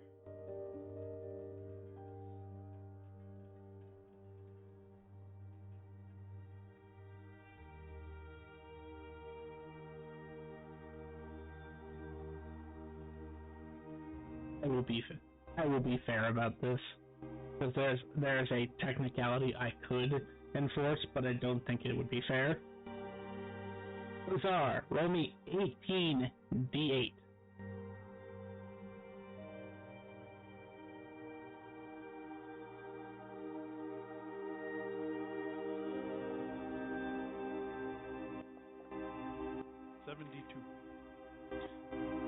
Simar, you take 72 points of radiant damage that you cannot reduce or be immune to or resistant to in any way unless you have a world title that gives you the said resistance or immunity or reduction. I have a question for you, my good sir, then. Mm-hmm. Go down. Epic boom. A boon is not strong enough to override a world title. Oh, so even if it gives me absorption to radiant damage, I can't absorb it? Correct. Oh. So this will be the rare moment that radiant hurts you. Holy fuck, Zar! I run away. That's why I don't have it on. Is it only a 20-foot radius? It's actually a 15-foot radius. I mean, you could use it, I just have to not be near you, which I'm never usually near anyone to begin with. As long as you know, stay the fuck away. Okay. Because that happens every 6 seconds, I would like you to know. And the technicality I was talking about is technically it's based on CR, not level. And I would say your CR is higher than your level because challenge rating is based upon how hard would it be for an average group of 5 adventurers to kill you. What level do they need to be to fight you? And you're most certainly stronger than a CR 18. Oh, definitely. I don't even know if a party full of a party full of epics probably could kill you. That's why I said I could take care of the lesser ones. Right. I mean, as long as, you know, if they have bypassing damage types, then yes, they can most certainly deal with me. But yeah, no, that sounds awesome. I mean, that is horrifying, Zar, and yeah, that's good. I take a minute to turn it off.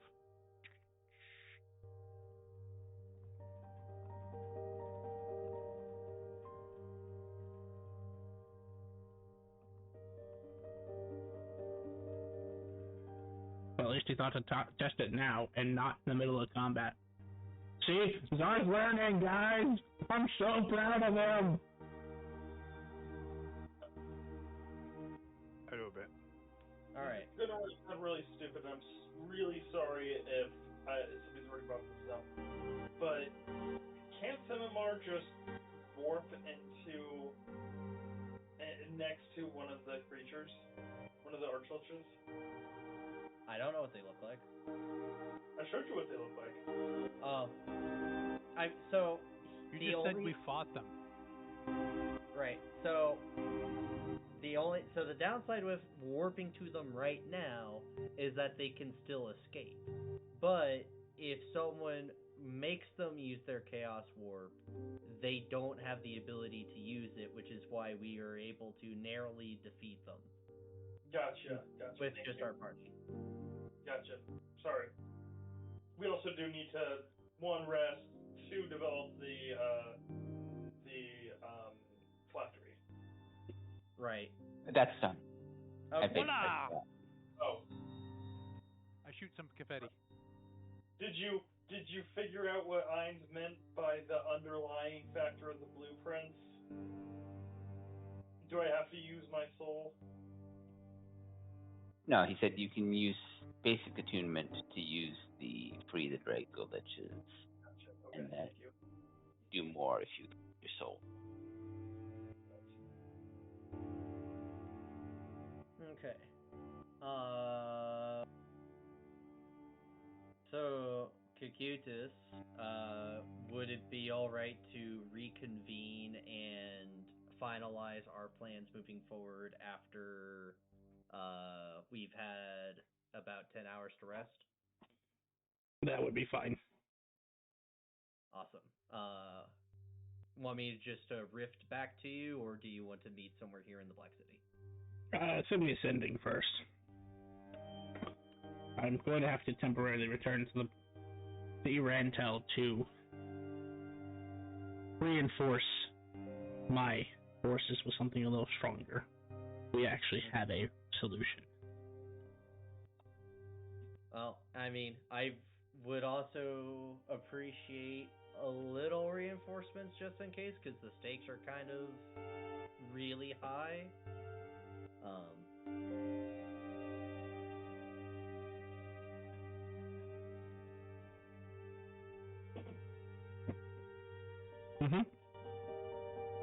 I'll see what I can round up for you. Awesome.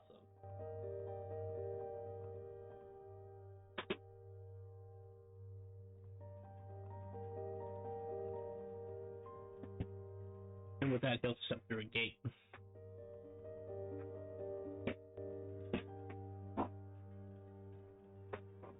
Okay, now to come with the grips of the fact that I've just witnessed a week into the future, and oh goodness, my mind is racing.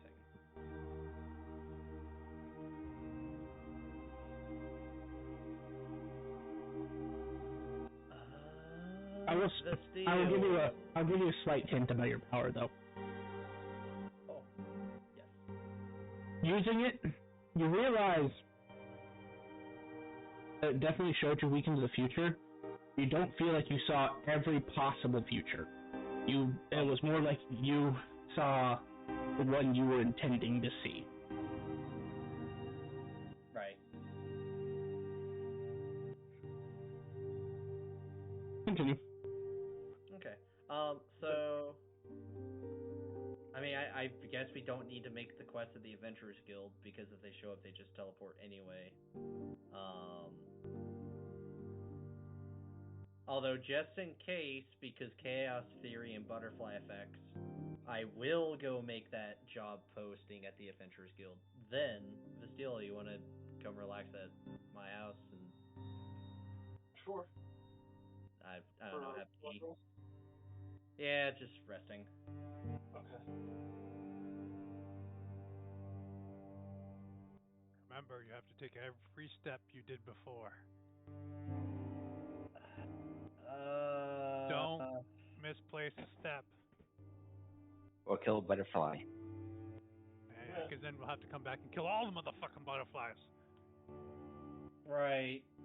I will do my utmost, as I feel like I've had this conversation already. Son of a bitch. He's doing it.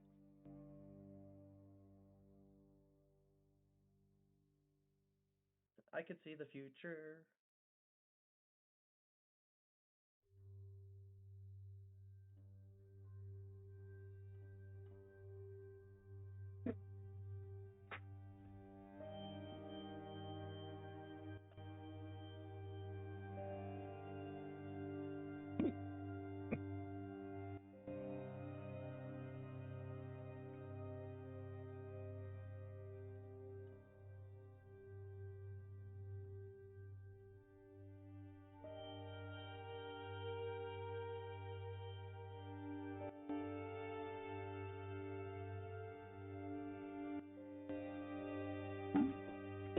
guys can take your long rests, how you take your rests. Actually, this is probably a good place to stop, because I need time to prepare more of the cult, because I've made only like 2 of the 3 liches. All good.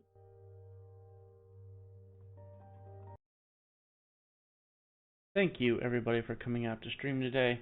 If you enjoyed our content, please feel free to drop us a follow. We would really appreciate the support. And tune in Mondays and Wednesdays for our D&D content. Want to keep up with the events and extra streams? Please check out our Facebook and Twitter to keep up to date on the schedule releases and updates for the streams, including extra streams that we may not have on schedule. And if you would like to see previous content that we've done, check us out on YouTube at Epitaph of Creation. Thank you so much for coming out today, and have a good night, everybody.